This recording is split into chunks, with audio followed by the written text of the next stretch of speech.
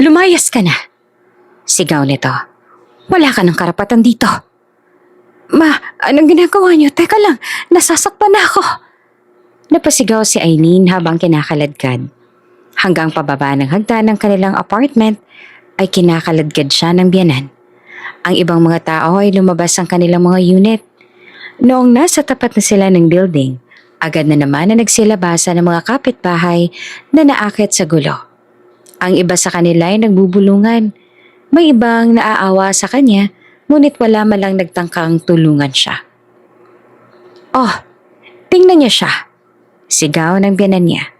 Ang babaeng nagdala ng kahihiyan sa anak ko. Hindi po totoo yun. Umiiyak na sagot ni Eileen. Tagatinda lang ng tofu. Dugtong na to. Isang babaeng mababang uri na akala mo kung sino. Pagmula ngayong araw na to, hindi niyo na makikita ang pagmumukha ng babaeng ito dito. Dahil tinatakwil na namin siya at hinihiwalayan na siya ng anak ko. Wala na siyang karapatan pa dito. At lalong hindi ako papayag na maging parte pa siya ng buhay ng anak ko. Narinig ng buong barangay ang malakas na sigaw ng biyanan. Kung paano siya nito ipahiya at kung paano siyang maliitin. Dahil sa mahirap lamang siya at isa lamang siyang hamak na tagatinda ng tofu. Naramdaman ni Eileen ang bawat matang tumititig sa kanya na may pag-uusisa, may panghuhusga, may awa. Si Marco ay sumunod din sa kanila ngunit hinayaan lang nito ang sariling ina. Hindi man lang ito umimik. Walang pakialam. Parang hindi nito kilala ang babaeng winawasak sa harap nito.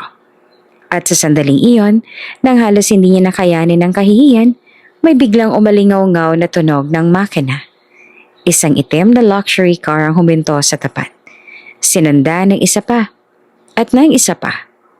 Tatlong mga mamahaling sasakyan ang magkakasunod-sunod na huminto. Napatahimik ang buong paligid. Nagbukas ang pinto ng unang sasakyan. Isang matangkad at eleganteng lalaki ang lumabas. Matapang ang tindig. Malamig ang mga mata. Sinundan nito ng dalawa pang lalaki mula sa iba pang sasakyan. Parehong kasing tindig, kasing pikas, at kasing istrikto ng una. Napalingon ang lahat. Maging ang biyanan ni Eileen ay napatigil. What the? Ang mariin na sigaw ng pangatlong lalaki na lumabas mula sa sarili nitong sasakyan. Nang makita ni Eileen ang tatlong lalaking iyon, parang tumigil ang kanyang mundo. Kuya, nanginginig at pabulong niyang sambit. Si Marco ay natulala. Hindi makapaniwala. Dahilan, ang tatlong lalaking iyon ay kilalang kilala nito. Ang makapangyarihan at pinakamaimpluwensyang tao sa larangan ng negosyo. The Arellianos Triplets.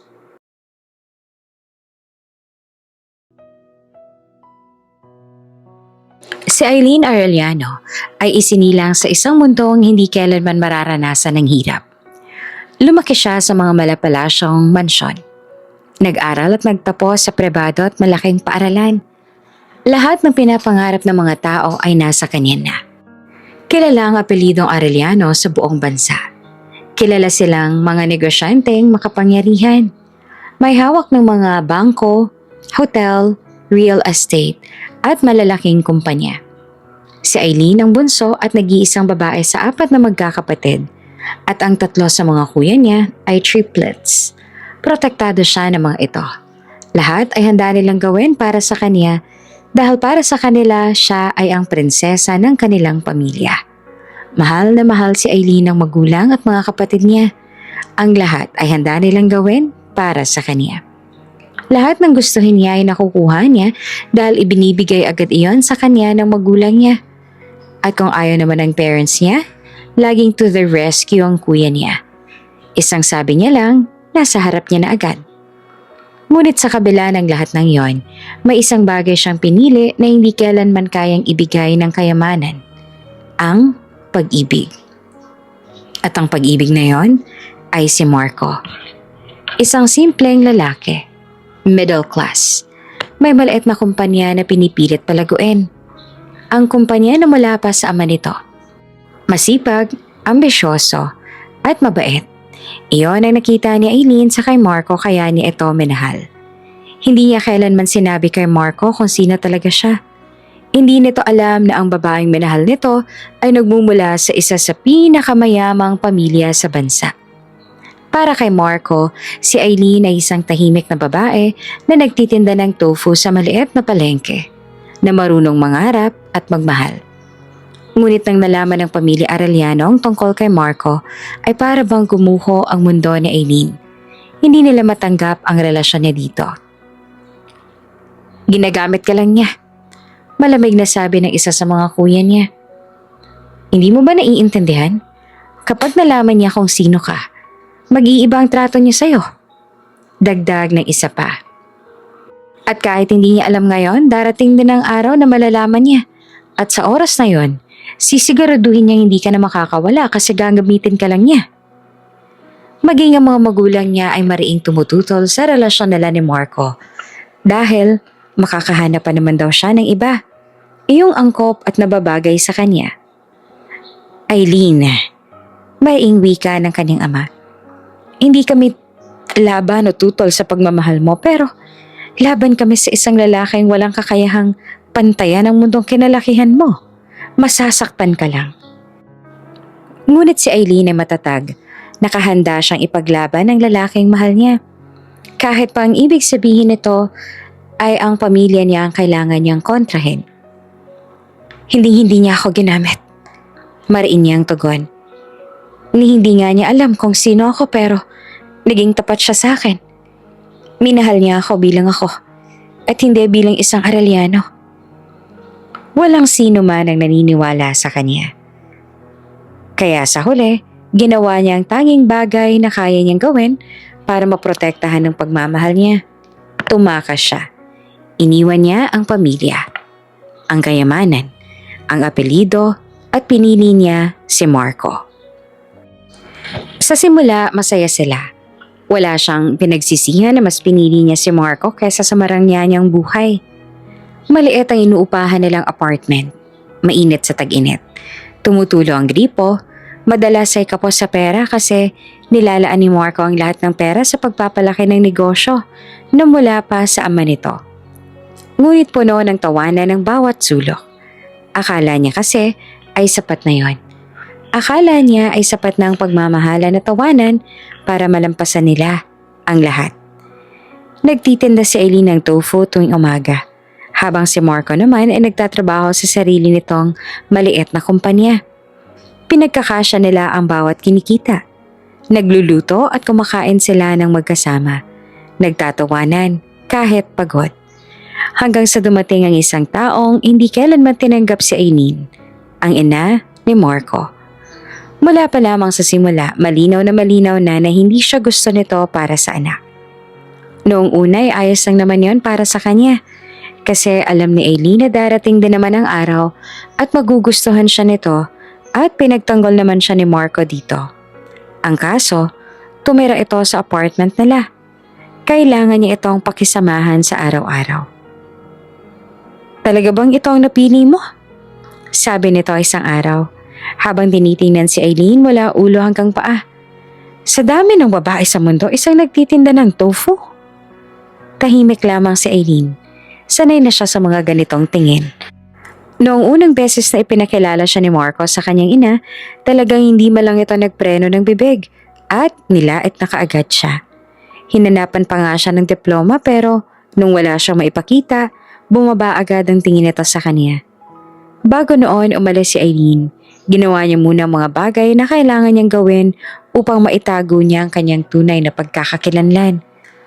Gumamit siya ng apelyido at sa pamamagitan din ng mga strings and connection ni Aileen, kahit pa ibang apelyido ang ginamit niya. Naging legal pa rin ang kasal nila ni Marco. Marco anak, dugtong ng biyanan niya habang nagkakape. Mataas ang pangarap ko para sa'yo. Alam mo naman yon, hindi ba? Hindi kita pinalaki para maghirap. Dapat, mayaman ang mapapangasawa mo. Para umahon din tayo sa buhay. Para makuha ko ang lahat ng gusto ko. Hindi ko naman lubos akalain na mas mahirap pa pala sa daga ang pipiliin mo. Napatingin si Marco sa ina. Halatang hindi komportable. Habang si Aileen naman ay napayuko na lamang. Mahal ko si Aileen. Pagmamahal? Putol ng ina nito. Hindi pagmamahal ang magbabayad ng utang natin, Marco. Hindi pagmamahal ang magbibigay sa atin ng maginhawang buhay. Pera, koneksyon, kapangyarihan. Iyon ang mga bagay na kailangan natin at hindi ang walang kwentang pagmamahal na yan. At mula noon, nagsimula ang walang katapusang parinig.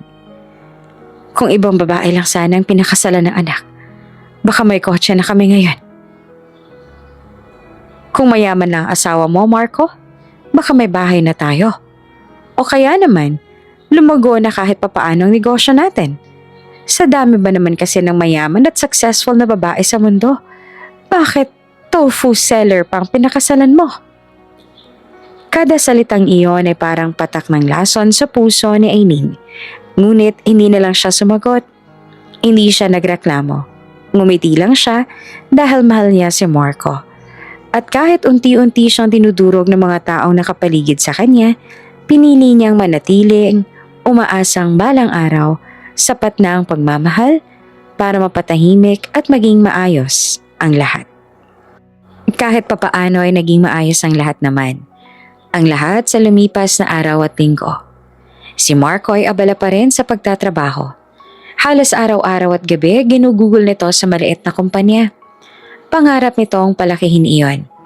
Gawing isa sa pinakamalaking negosyo sa bansa. May apoy pa ang mga mata nito tuwing pinag-uusapan niyang kinabukasan nila. Samantala si Aileen naman ay nananatili sa likod ng anino. Dahil itinago niya ang tunay niyang pagkatao at pinutol ang ugnayan sa pamilya. Hindi siya basta-basta makakakuha ng trabaho. Wala siyang diploma na magagamit. Wala siyang koneksyon. Lahat ng yon ay iniwan niya para kay Marco. Kaya araw-araw, maagang gumigising si Aileen upang magtinda ng tofu sa palengke. Maliit ang kita. Ngunit sapat para makatulong sa gastusin nila. Noong una, si Marco pa ang nagtatanggol sa kanya sa tuwing minamaliit siya ng ina nito. Kaya kahit papaano, gumagaan naman ang pakiramdam niya. Ma, huwag niyo po siyang maliitin. Maraing wika nito noon. Si Aileen ang kasama ko sa hirap. Hindi ko hahayaang bastusin niyo siya. At tuwing maririnig iyon na Aileen, napapangiti siya kahit pagod. Iniisip niyang sapat na ang ganoong mga salita para manatili. Ngunit, unti-unting nagbago ang lahat. Hindi na siya pinagtanggol ni Marco kapag binabasta siya ng ina nito. Minsan, tahimik lamang ito. Minsan, iiwas ang tingin. At kung minsan pa, siya pa ang pagsasabihan. Hayaan mo na Aileen, huwag ka nang sumagot. Hanggang sa dumating ang mga gabi na hindi na siya hinihintay ni Marco. Mga tawag na hindi sinasagot. Mga mensaheng hindi sinising. At isang araw, isang puting long sleeve na nakalagay sa lalagyan ng labahan. Nakita niya ang bahid ng lipstick sa kwelyo. Napatigal si Aileen. Mo'y binuhusan siya ng malamig na tubig. Parang may humigpit sa kanyang dibdib. Paulit-ulit niyang tiningnan ang mansya. Umaasang imahinasyon lamang iyon. Pero hindi. Nang gabing iyon, kinumpronta niya si Marco. Marco, ano to? Mahinang tanong niya habang hawak ang damit. Napatingin ang lalaki at bahagyang nagbagong itsura nito. Anong sinasabi mo? Kunot noon namang tagon nito. May lipstick sa damit mo. Nanginginig ang boses ni Aileen. Sino ang kasama mo kanina? Biglang naging matalim ang tingin ni Marco. Wala akong kasama. Kung kanan, kaninong lipstick na to?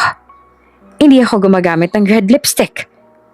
Nangilid ang luha sa kanyang mga mata. May babae ka ba? Wala ka bang tiwala sa akin? Malamig nito ang sabi. Talaga bang yan ang iniisip mo? Hindi sa ganon. Alam mo ba kung gaano ko kahirap magtrabaho? Putol nito. Ginugugol ko ang buong oras ko sa kumpanya. Habang ikaw, nagtitinda lang ng tofu. Tapos ako pang pagbibintangan mong maiba? Parang binuhusan ng malamig na tubig si Aileen. Hindi nito tinatanggi. At hindi rin ito ipinapaliwanag para sana maunawaan niya. Bagkos, siya ang ginawang may kasalanan. Marco, huwag mo akong pagbintangan, Aileen. Puro negosyo lang inaatupag ko. Huwag mo nagdagdagan ng mga iniisip ko. Sigaw nito bago tumalikod at lumabas ang kanilang apartment.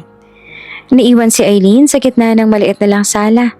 Hawak pa rin ng damit na may bahid ng lipstick. Habang sa puso niya, unti-unti nang nagkakabitak-bitak ang pag-ibig na minsang inakala niyang walang hanggan. Hindi naman isang gabi lang nagbago si Marco. Unti-unti itong nanlamig. Unti-unting nawala ang lambing. Ang pag-aalala, ang simpleng tanong na, "Kamusta ka? Pagod ka ba sa pagtitinda? O kumain ka na ba?" At sa unti-unti na yon, mas malala pala ang sakit. Pakiramdam niya kasi at unti-unti rin na tinatarak ang matulis na kutsilyo sa kanyang dibdib. Pakiramdam niya ay unti-unti rin niyayarakan ang pagkatao niya. Hanggang sa dumating ang panahong parang hindi na siya nakikita ng sarili niyang asawa. Para bang hangin na lang para dito ang presensya niya. Sa umaga, aalis si Marco nang hindi man lang nagpapaalam sa kanya. Para bang baliwala na para dito ang presensya niya. Sa gabi, uuwi itong pagod o kung minsan, hindi na talaga uuwi. At kung uuwi man, may hawak ng cellphone. Abalang-abala sa pagte-text ng kung sino at sa mga tawag na palaging tinatapos kapag lalapit na si Aileen. "May kausap ka ba?" Mahina niyang tanong sa kanyang asawa. "Wala." Mabilis sa sagot ni Marco sabay talikod. "Huwag ka na makaalam. Hindi mo rin naman maiintindihan kasi tungkol iyan sa negosyo." Parang kutsilyong paulit-ulit na sumasaksak sa dibdib niya ang mga salitang yon. At ang mas masakit, mas gusto pa iyon ng kanyang biyanan. Gustong-gusto nito sa tuwing nakikita na ine-ignore siya ni Marco. At kung minsan ay naririnig niya pa ang biyanan niyang si Corazon na kinakausap ang anak na ipakilala dito ang kaibigan na lagi raw nitong nakakausap. Tuwing nagtitinda si Aileen ng tofu sa maliit niyang pwesto, pawis na pawis. Sunog sa init. Halatang pagod, pero hindi mala siya inalalayan ng biyanan niya. Ni hindi nga siya nito pinapansin. Wala lang itong ginagawa. Para siyang alipin nito. Minsan ay nakikita niya ang biyanan niya nakangiti sa loob. May kausap sa telepono. Minsan pa nga ay bumisita sa bahay nila na kaibigan na mag-ina at pinakita dito ng biyanan niya ang litrato ng babae. "Ang ganda niya, no?" Maririnig niyang sabi ng biyanan sa isang kausap. "Iyan ang dapat na asawa ng anak ko, hindi yung tendera ng tokwa." Minsan, nakita niyang pinaghahandaan ng biyanan niya ang pagdating ni Marco. Masarap na ulam, malinis sa mesa, para sabay silang mag-ina na kumain ng niluto niya. Samantalang siya hindi malang tanungin kung kumain na ba. Parang isa na lamang siyang anino sa sariling bahay. Sa tuwing nakatingin siya sa salamin, hindi niya na makita ang dating Aileen na puno ng pag-asa. Ang nakikita niya ay isang babaeng pagod. Lungkot ang laman ng mga mata at sugatan ng puso. At doon niya unti-unting napagtanto ang katotohanan. Baka nga, nagkamali siya.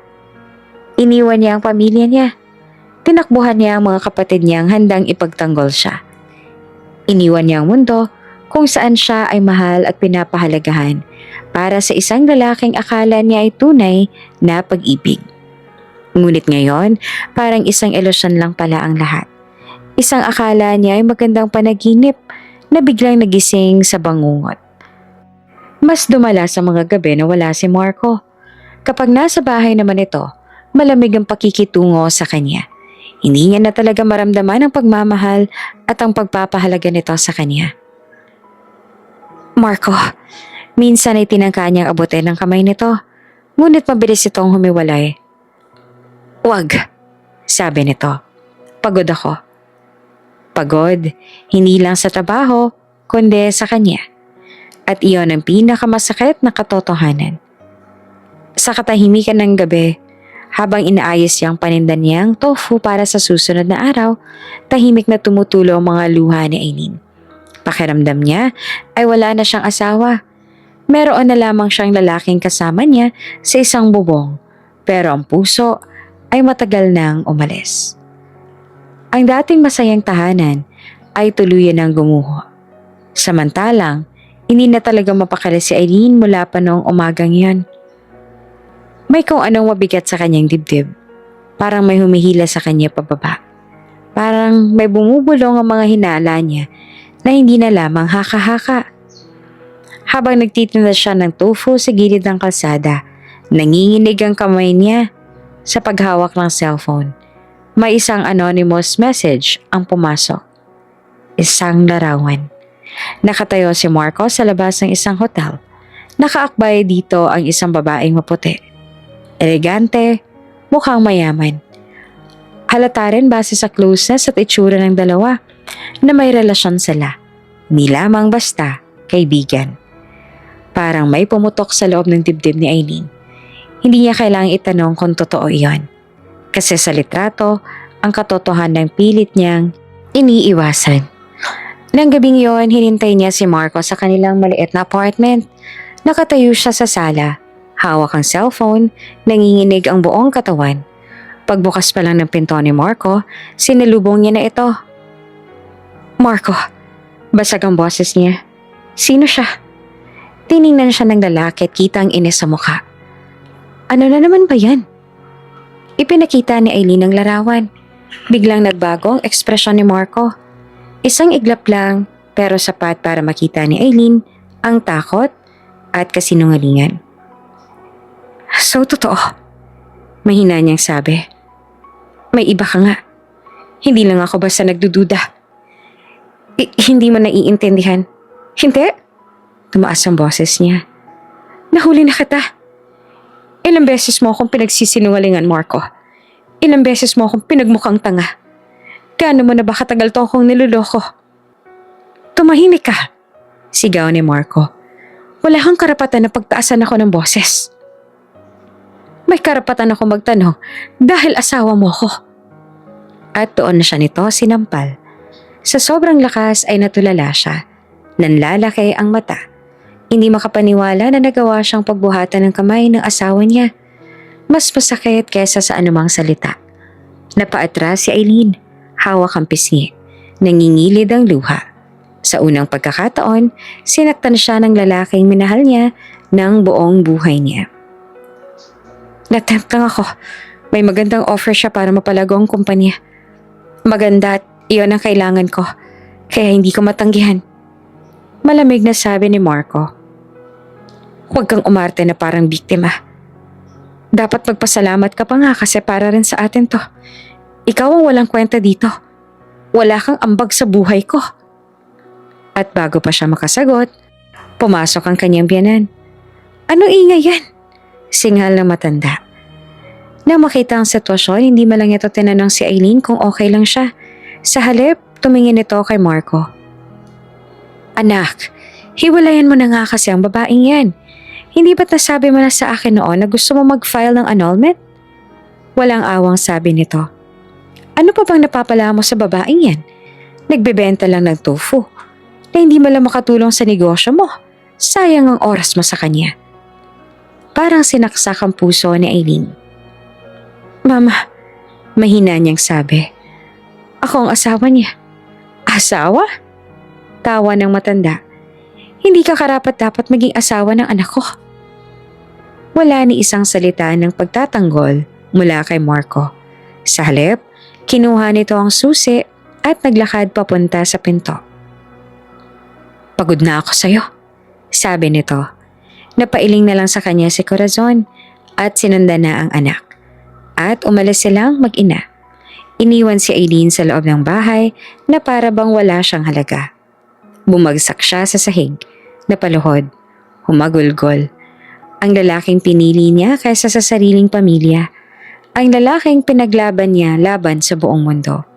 Siya rin pala ang dudurog sa kanya. At sa gabing iyon, sa gitna ng tahimik na sala, unti-unting gumuho ang lahat ng pinangarap na Eileen. Hindi pa man natutuyo ang luha ni Aileen mula sa gabing iyon, muling humarap sa kanya si Marco kinabukasan, ngunit wala na sa mga mata nito ang kahit katiting na pagmamahal. Nasa sala sila. Si Aileen ay nakaupo sa gilid ng sofa. Maputla, puyat, at halatang buong magdamag na umiiyak. Si Marco naman ay nakatayo sa tapat niya. Malamig ang ekspresyon, parang estrangherong humaharap sa kanya. Aileen, tuwid ang boses ni Marco. Maghiwalay na tayo. Parang may pumutok sa loob ng dibdib niya. Marco, nanginginig ang boses niya habang tumatayo. Hindi mo pwedeng sabihin yan ng gano'n na lang. Asawa mo ako. Pwede pa naman nating ayusin to. Wala nang dapat ayusin, Aileen. Putol ni Marco. Pagod na ako. Lumapit si Aileen sa asawa. Halos lumuhod sa harap nito. Magbabago ako. Gagawin ko ang lahat. Kahit ano, Marco, please, huwag mo akong iwan. Bago pa siya makatapos, pumasok ang biyenan niya. Ang mukha ay puno ng pangmamaliit. Talagang dapat lang kayo maghiwalay. Singhal nito. Marco, huwag ka magdalawang isip. Nakahanap ka naman ng mas mabuting babae. Isang babaeng may kaya. May pinag-aralan at may koneksyon. Hindi tulad nitong sinipat si Aileen mula ulo hanggang paa. Nagtitinda lang ng tofu. Hindi mo siya kailangan. Parang sinampal naman si Aileen, ngunit sa pagkakataong to, salita ang pumatay sa kanya. Kaya ko ring tumulong sa kumpanya. Umiiyak niyang sabi. Kaya ko ring magsikap. Marco, alam mo yan. Hindi ba sapat ang pagmamahal ko? Tumawa ang biyenan niya. Mapait at mapanlait. Kung kaya mo, ay di sana nun mo pa ginawa. Pero tingnan mo ang sarili mo. Hanggang ngayon, naglalako ka pa rin ng tofu sa kalsada. Napayuko si Aileen. Nanginginig ang buong katawan. At doon na tuluyan nagsalita si Marco. At ang bawat salita niya ay parang kutsilyong bumaon sa puso ni Aileen. Alam mo ba kung gaano kakahihiyan para sa akin? Malamig nitong sabi. Tuwing kasama ko mga kaibigan ko. Kapag tinatanong nila ko anong trabaho ng asawa ko, at kailangan kong sabihin na nagtitinda ka lang ng tofu. Tumulo ang luha ni Aileen. Sunod-sunod na parang patak ng ulan. Habang ang mga asawa nila, pagpapatuloy ni Marco, mga doktor, mga manager, mga negosyante.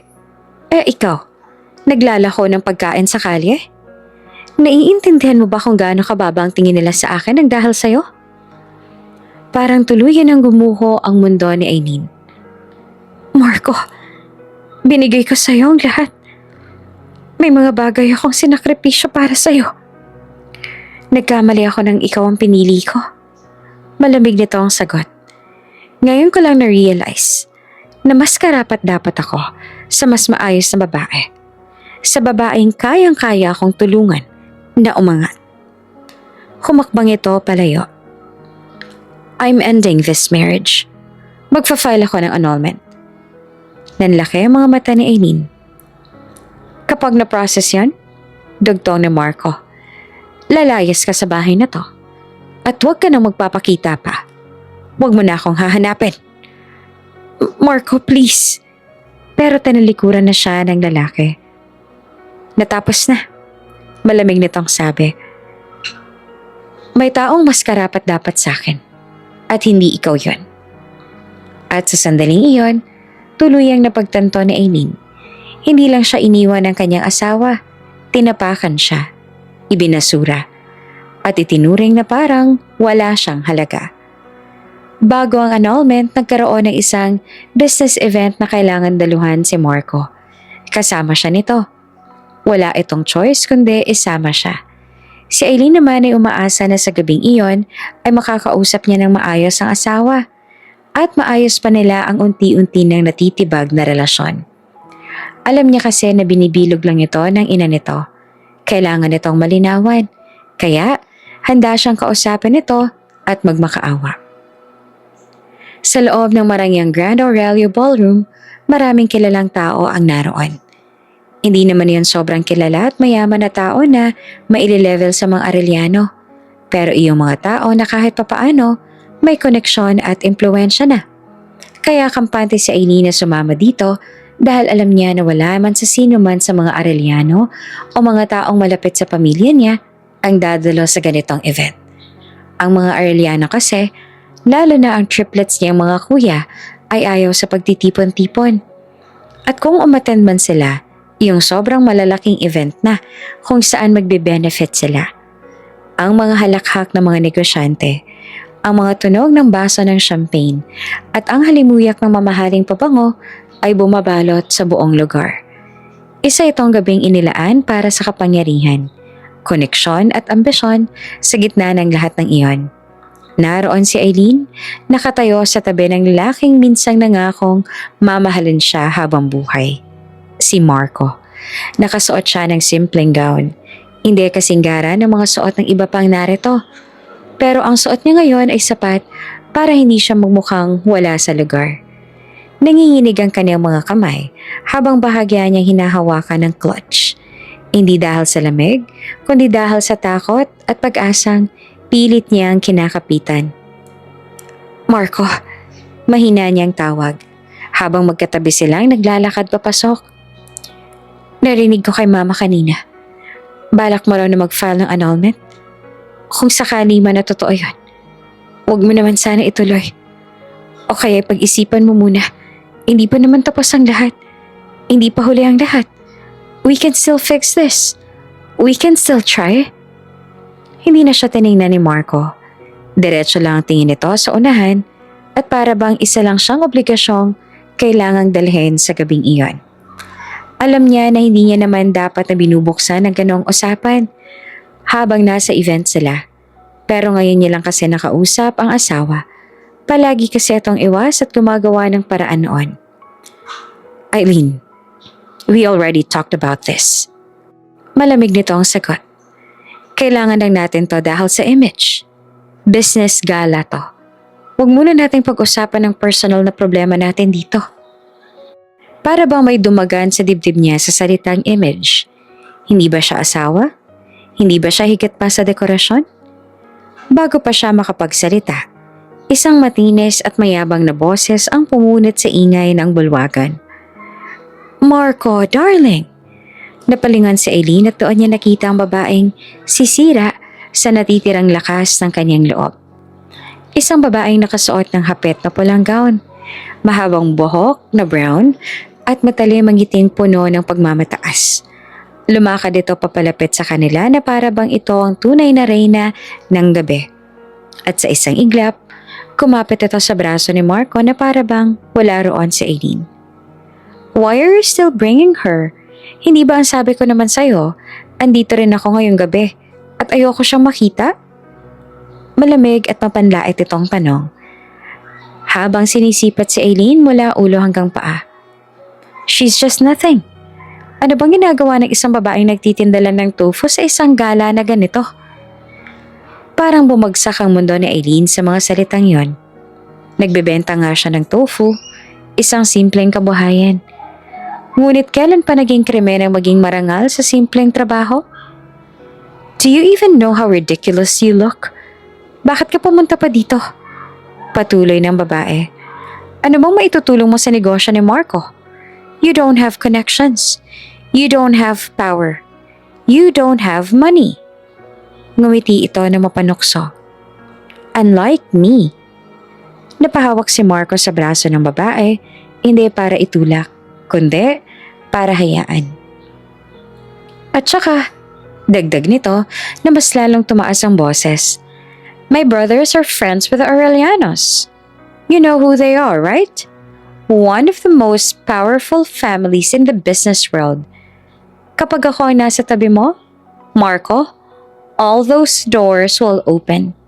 You'll be untouchable. Tumango pa ito, puno ng kumpiyansa. That's something she can never give you. Arellano. Kung alam lang nito ang totoo, si Aileen ay isang Arellano, ang bunsong anak ng mga Arellano. Ang pamilya na binabanggit ng babaeng nasa harap niya ay ang mismong pamilyang tinakasan niya upang mamuhay ng normal. Kilalang kilala niya ang bawat miyembro ng angkang iyon dahil doon siya lumaki at ito ang nagmamahal sa kanya. Kilalang kilala niya rin ang mga kaibigan ng mga kuya niya kaya alam niya na ang mga kaibigan nila ay walang kapatid na babae. At kung meron man ay hindi ang babaeng ito. Isang malaking kasinungalingan ng lahat. Ngunit nananatili siyang tahimik. Hindi siya nagsalita. Hindi niya sinabi ang katotohanan dahil alam niya kapag nalaman ito ng kanyang mga kuya, lalo na kung ginagamit ang pangalan ng Arellano sa ganitong panininlang, hindi iyon palalampasin. At ayaw niyang maging dahilan ng mas malaking gulo. So, nakataas kilay na tanong ng babae kay Marco. Why are you still dragging her around? She's embarrassing you. Hindi na kinaya ni Aileen. Kahit nanginginig ang boses niya, humarap siya kay Marco. Marco, please. Halos luha ang sabi niya. Kahit sa harap ng mga taong to, huwag mo naman akong tratuhin parang wala. Asawa mo pa rin ako. Saglit na nagtagpo ang mga mata nila. Ngunit sa halip na dating lambing, puro pagkainis na lamang ang naroon. Enough, Aileen. Malamig niyang tugon. You're making a scene. Tama si Natalia. Dapat ay hindi na lang kita sinama dito. Isang mapait na ngiti ang gumuhit sa labi niya. Siya ang gumagawa ng eksena? Hindi ba't siya ang inaapakan? Tahimik na lang siyang umurong. Habang ang babae naman ay muling kumapit kay Marco. Parang nanalo sa laban. Sa gitna ng mga ilaw, musika at mga ngiting puno ng pagkukunwari, naiwan si Aileen na mag-isa. Ngunit sa gabing iyon, pinili niyang manahimik. Hindi dahil mahina siya, kundi dahil darating ang araw na ang katotohanan ay magsasalita para sa kanya. Sa kabilang banda naman, sa isang pribadong lounge sa itaas ng Arellano Tower, tahimik ang paligid. Ngunit mabigat ang hanging bumabalot sa tatlong lalaki na nakaupo sa harap ng floor-to-ceiling window. Tatlo silang magkakamukha, sa tindig at tindig ng kapangyarihan. Ang tatlong iyon ay walang iba kundi ang kinakatakutang The Arellano Triplets. Si Leander Arellano, isang CPA lawyer na siyang humahawak sa mga bank na pag-aari ng mga Arellano. Ang isa namang medyo mahabang buhok ay si Lysander Arellano. Nakatapos sa kursong business management at kasalukuyang ito ang nagmamanage ng hotel business ng mga Arellano. At ang panghuli ay si Zayander Arellano, isang engineer at siyang namamahala sa construction company at iba pang real estate ng pamilya. Sila ang triplets na kinakatakutan sa business world. Magagaling at matatalino kasi talaga ang mga ito. Ang mga Arellano na hindi kailanman natatalo. Ngunit sa sandaling iyon, hindi sila mga bilyonaryo. Hindi sila mga negosyanteng malamig ang puso. Sila ay mga kuya na nawalan ng kapatid. May nakuha na akong lead. Si Zayander ang unang nagsalita. Nakatingin sa holographic screen sa harap nila. Lumitaw doon ang isang larawan. Malabo, kuha sa kalye. Picture iyon ng isang babaeng nagtitinda ng tofu. Hindi nagkamali ang kanilang mga mata. Aileen? Bulong ni Leander na naninigas ang panga. Confirmed, sagot ni Zayander. She's in a small district sa south. Married. Ibang apelido na ginagamit niya. Pero sa tingin ko ay may ginawa si Aileen para maging legal pa rin ang kasal nila. Ang pangalan ng asawa niya, Marco Juarez. Tahimik ang silid. Si Lysander na kanina pahawak ang isang tablet ay dahan-dahang itinaas ang tingin. May malamig na galit sa mga mata nito. I dug deeper, sabi ni Lysander. The guy, she's married? Iyon ang nobyo niya noon. A middle class. May maliit na kumpanya na minsan ay sa ama niya. Pero hindi malang stable. No wonder why tinago din na Aileen ang lahat sa nobyo niya noon. Hindi malang natin nalaman kung anong tunay niyang pangalan. Gumawa rin siya ng paraan para maitago iyon dahil alam niya na kung alam natin ang lahat, ay madali lang natin silang matutuntun. Dahil ang lalaki na yon ay sinusubukan din na umangat sa mundo ng negosyo. Of course, singhal na Leander. We warned her. Ngumisi si Xander pero hindi iyon masaya. Ito ang ngiting puno ng puot. And it gets worse. Nag-swipe ito ng screen. Lumabas ang mga retrato. Ang asawa ng kapatid nila na si Marco ay may kasamang isang babae. Magkadikit ang mga katawan. Magkahawak ang kamay. May halik pa sa pisngi. Cheating. Malamig na sabi ni Xander. Multiple sightings. Multiple hotels. The same woman. Tumayo si Leander bigla. Bumagsak ang kamao sa mesa. Binastos niya ang kapatid natin. Niloko niya. Sabay ni Lysander. Mababa ang boses pero puno ng panganib. At habang ginagawa niya yon, si Aileen ay nagtitinda ng tofu sa kalye para makatulong sa kanila. Napapikit si Xander. She left everything for him. Us, the family, the empire. And this is how he treats her? Natahimik ang triplets. Napakabigat ng katahimikan na bumalot sa silid na yon. Pagkatapos, dahan-dahan nagsalita si Leander, ang pinakamatanda sa kanila, sa kilos at aura. Maybe it's time. Anito, naitama natin ang mali. Napatingin din dito ang dalawa. Time to bring our sister home. By force? Tanong ni Xander. Ngumiti si Leander, isang ngiting walang awa. Yes, kung kailangan nating guluhin ang buhay ng Marcos na yon para magpasya si Aileen na bumalik na sa atin, gagawin natin yan. Hindi pwede na patuloy niyang maranasan ang hirap na nararanasan niya ngayon at hindi pwede na patuloy siyang tinatarantado ng asawa niya. Minahal at tinuring natin na prinsesa ang bunso nating kapatid. At hindi ako makakapayag na tinatarantado lang siya ng isang lalaking tulad ng asawa niya. Tumango naman si Lysander. She doesn't deserve that kind of life. Not with a cheating husband. Not with a mother-in-law who treats her like trash. At hindi niya kailangang magtiis. Dagdag ni Xander. Because she is an Arellano. Whether she admits it or not. Nagtagpo ang tingin ng tatlo. At sa sandaling iyon, napagpasyahan na ang kapalaran ni Marco at ang pagbabalik ni Aileen. Hindi sumusuko si Aileen. Kahit paulit-ulit na siyang tinataboy ni Marco, kahit araw-araw siyang binabastos ang biyanan nito, patuloy pa rin siyang kumakapit dahil para sa kanya, ang kasal ay hindi laruan na basta nalang itatapon at iniiwan kapag may dumating na mas maginhawa at magandang kapalit. Marco, please. Halos pabulong na lang ang boses niya isang gabi habang hinaharangan niya ang pinto ng kwarto. Kahit galit ka, kahit may nagawa akong mali, pag-usapan natin, huwag mo akong itaboy. Hindi mo lang siya tinitingnan ni Marco. Tapos na tayo, Aileen. Malamig nitong sabi habang inaayos ang suot. Kung may kaunting dignidad ka pa, huwag mo na akong guluhin.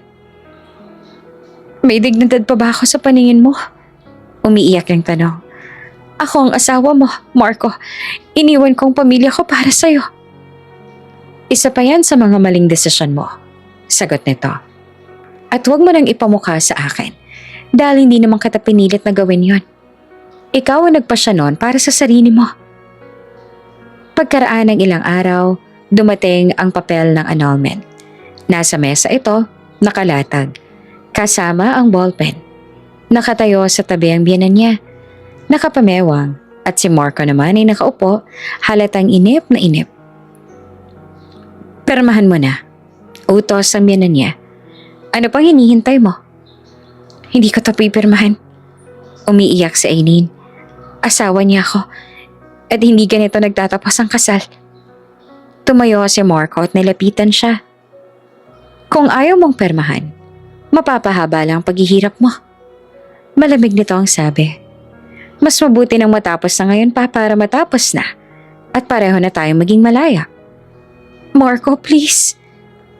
Nanginginig ang kamay ni Aileen habang hawak ang papel. Magdadalawang taon na tayong kasal. Nangako tayo sa harap ng altar, diba? Huwag mo naman basta lang ipasura ang mga taon na magkasama tayo at ang sinumpaan nating dalawa. Pakiusap. Ngunit walang sinagot si Marco. Nananatili lamang ang malamig nitong titig sa kanya. Wala man lang awa ang mga mata. At higit sa lahat, wala nang pagmamahal nito sa kanya. Permahan mo na, Aileen. Ano pa bang hinihintay mo? Nariyan na nga sa harap mo. Pinapatagal mo pa talaga. Ang muling malakas na sigaw ng biyanan niya. Sa huli, sa sobrang pagod, sa sobrang sakit, sa sobrang pagkabigo, napaperma si Aileen. At akala niya roon na magtatapos ang lahat. Nagkamali siya. Pagkaperma niya, bigla siyang hinila ng biyanan palabas ng bahay. Lumayas ka na, sigaw nito. Wala ka ng karapatan dito. Ma, anong ginagawa niyo? Teka lang, nasasaktan na ako. Napasigaw si Aileen habang kinakaladkad. Hanggang papaba ng hagdan ng kanilang apartment ay kinakaladkad siya ng biyanan. Ang ibang mga tao ay lumalabas ng kanilang mga unit. Noong nasa tapat na sila ng building, agad naman na nagsilabasa ng mga kapitbahay na naaakit sa gulo. Ang iba sa kanila ay nagbubulungan. May ibang naaawa sa kanya, ngunit wala man lang nagtangkang tulungan siya. Oh, tingnan niyo siya, sigaw ng biyanan niya. Ang babaeng nagdala ng kahihiyan sa anak ko. Hindi po totoo yan. Umiiyak na sagot ni Aileen. Tagatenda lang ng tofu. Dugtong nito. Isang babaeng mababang uri na akala mo kung sino. Magmula ngayong araw na to, hindi niyo na makikita ang pagmumukha ng babaeng ito dito dahil tinatakol na namin siya at hinihiwalayan na siya ng anak ko. Wala na siyang karapatan pa dito. At lalong hindi na ako papayag na maging parte pa siya ng buhay ng anak ko. Narinig ng buong barangay ang malakas na sigaw ng biyanan niya. Kung paano siya nito ipahiya at kung paano siyang maliitin dahil sa mahirap lamang siya at isa lamang siyang hamak na tagatenda ng tofu. Naramdaman ni Aileen ang bawat matang tumititig sa kanya ay may pag-usisa, may panghuhusga, may awa. Si Marco ay sumusunod din sa kanila ngunit tinayaan lang nito ang sariling ina. Hindi man lang ito umimik, walang pakiramdam. Parang hindi ito kilala ang babaeng winawasak sa harap nito. At sa sandaling iyon, nang halos hindi niya nakayanin ang kahihiyan, may biglang umalingaw-ngaw na tunog ng makina. Isang itim na luxury car huminto sa tapat. Sinanda ng isa pa at ng isa pa. Tatlong mga mamahaling sasakyan ang magkakasunod na huminto. Napatahimik ang buong silid. Nagbukas ang pinto ng unang sasakyan. Isang matangkad at eleganteng lalaki ang lumabas. Matapang ang tindig. Malamig ang mga mata. Sinundan nito ng dalawa pang lalaki mula sa iba pang sasakyan. Parehong kasing tindig, kasing pikas, at kasing strikto ng nauna. Napalingon ang lahat. Maging ang biyanan ni Aileen ay napatigil. What the? Ang mariin na sigaw ng pangatlong lalaki na lumabas mula sa sarili nitong sasakyan. Nang makita ni Aileen ang tatlong lalaking yon, parang tumigil ang mundo niya. Kuya, nanginginig at pabulong niyang sambit. Si Marco ay natulala. Hindi siya makapaniwala. Dahil ang tatlong lalaking iyon ay kilalang kilala nito. Ang makapangyarihan at pinakamaimpluwensyang tao sa larangan ng negosyo, the Arellano's Triplets. Mabagsik ang itsura ni Leander Arellano. Si Lysander Arellano ay galit at nag-aalala, habang si Xander Arellano ay hindi makapaniwala dahil buong buhay nilang magkakapatid ay inalagaan nila ang kanilang bunso. Tuluyan ang nanghina si Aileen. Naupo siya sa gilid ng kalsada, yakap ang sarili, nanginginig pa rin ang buong katawan. Ang mga bulong ng mga kapatid ay parang mga karayom na tumutusok sa kanya. Ngunit mas masakit ang kirot sa puso niya na ang katotohanan ng lalaking minahal niya ay siya ring nagwasak sa kanya. At sa sandaling yon, mabilis na lumapit ang tatlong lalaki. Aileen! Halos sabay-sabay nilang sigaw. What the? Anong ginagawa niyo sa kanya? Bakit niyo siya sinasaktan? Lumuhod agad si Leander sa harap niya. Baby, are you okay? Mahinahon pero puno na pag-aalala ang boses nito.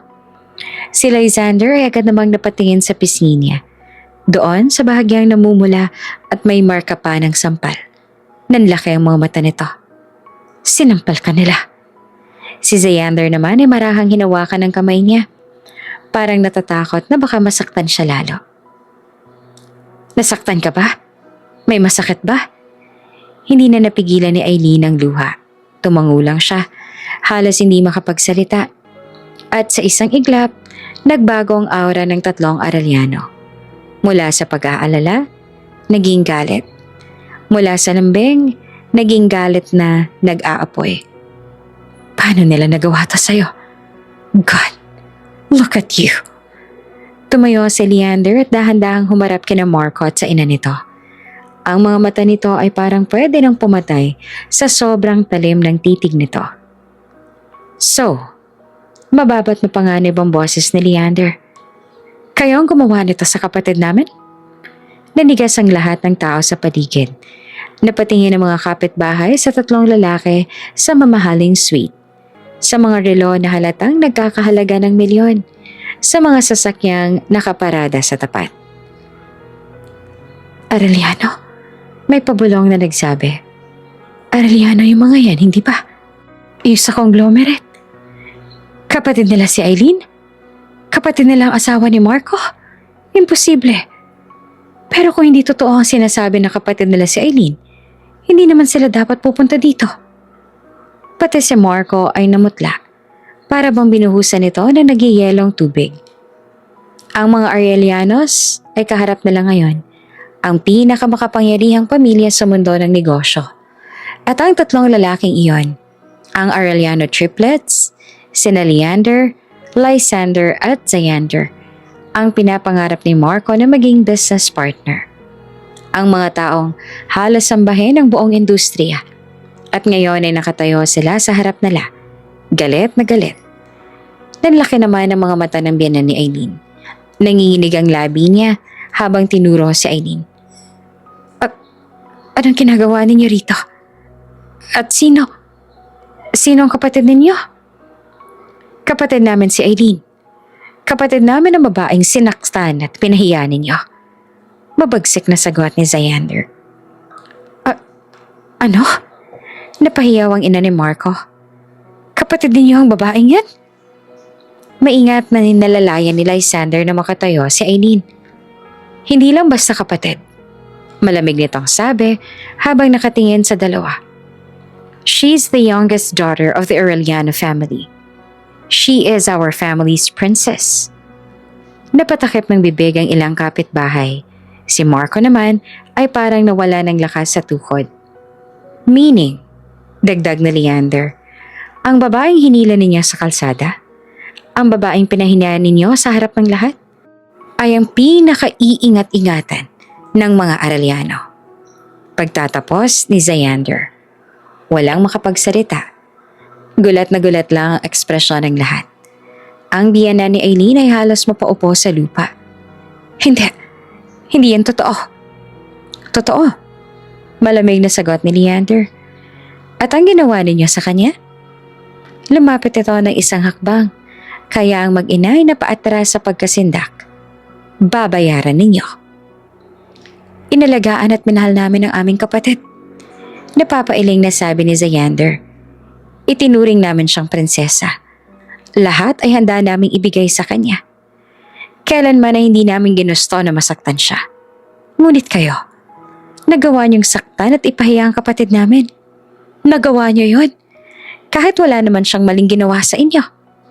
Sadyang napakataas lang ng mga tingin ninyo sa mga sarili ninyo. We will never forgive this. Ngayon pa lang, sinasabi ko na sa inyo to. Wala kaming papalampasin sa ginawa ninyo. Lahat ay pagbabayaran ninyo. Kaya humanda na kayo. Sa likod nila, marahang hinawakan ni Lysander ang balikat ni Eileen. Hindi ka na mag-isa, bunso. Bulong nito. Hindi na. Andito lang kami. Ipagtatanggol ka namin. At sa unang pagkakataon, matapos niyang magpasya na iwan ng pamilya, para sa walang kwentang si Marcos, nakaramdam si Eileen ng tunay na proteksyon. Maingat na inalalayan ng triplet si Aileen papunta sa sasakyan. Isang itim na luxury sedan. Hindi pa man tuluyang nakakapasok si Aileen sa loob, agad na siyang napagitnaan ng tatlo. Slowly, bunso. Hawakan mo ako, baka matumba ka. Sabi ni Leander habang hinahawakan ng braso niya. Dahan-dahan lang, Leander. Huwag kang magulo. Hawakan mo ulo niya, baka mauntok. Sabat naman ni Lysander. Oops! May break muna. Gusto mo bang ma-shoutout dito sa channel ni Ate Jane? Mag-comment lang ng lesson you learned from the latest story uploaded. Dahil pipili kami ng isang best comment of the day para i-shoutout sa susunod na upload. Kaya huwag kalimutang mag-iwan ng lesson you learned after you watch this video. Maraming salamat! Shoutout nga pala kina Reynelda Maghari from Binondo, Manila at Fortunata Atienza from Santa Elena, Camarines Norte. Sa ating mga taga-subaybay, paki-comment naman po sa baba kung taga saan kayo para alam ko kung hanggang saan umaabot ang mga kwento ni Ate Jane at para ma-shoutout ko kayo sa mga susunod pa nating mga kwento. Maraming salamat sa pakikinig.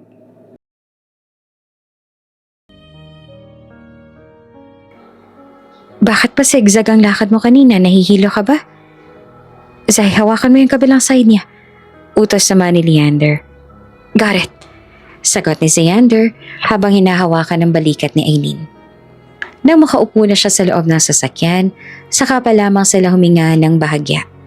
Ngunit kahit na ganon, hindi pa rin mabubura ang pag-aalala sa mga mata nila.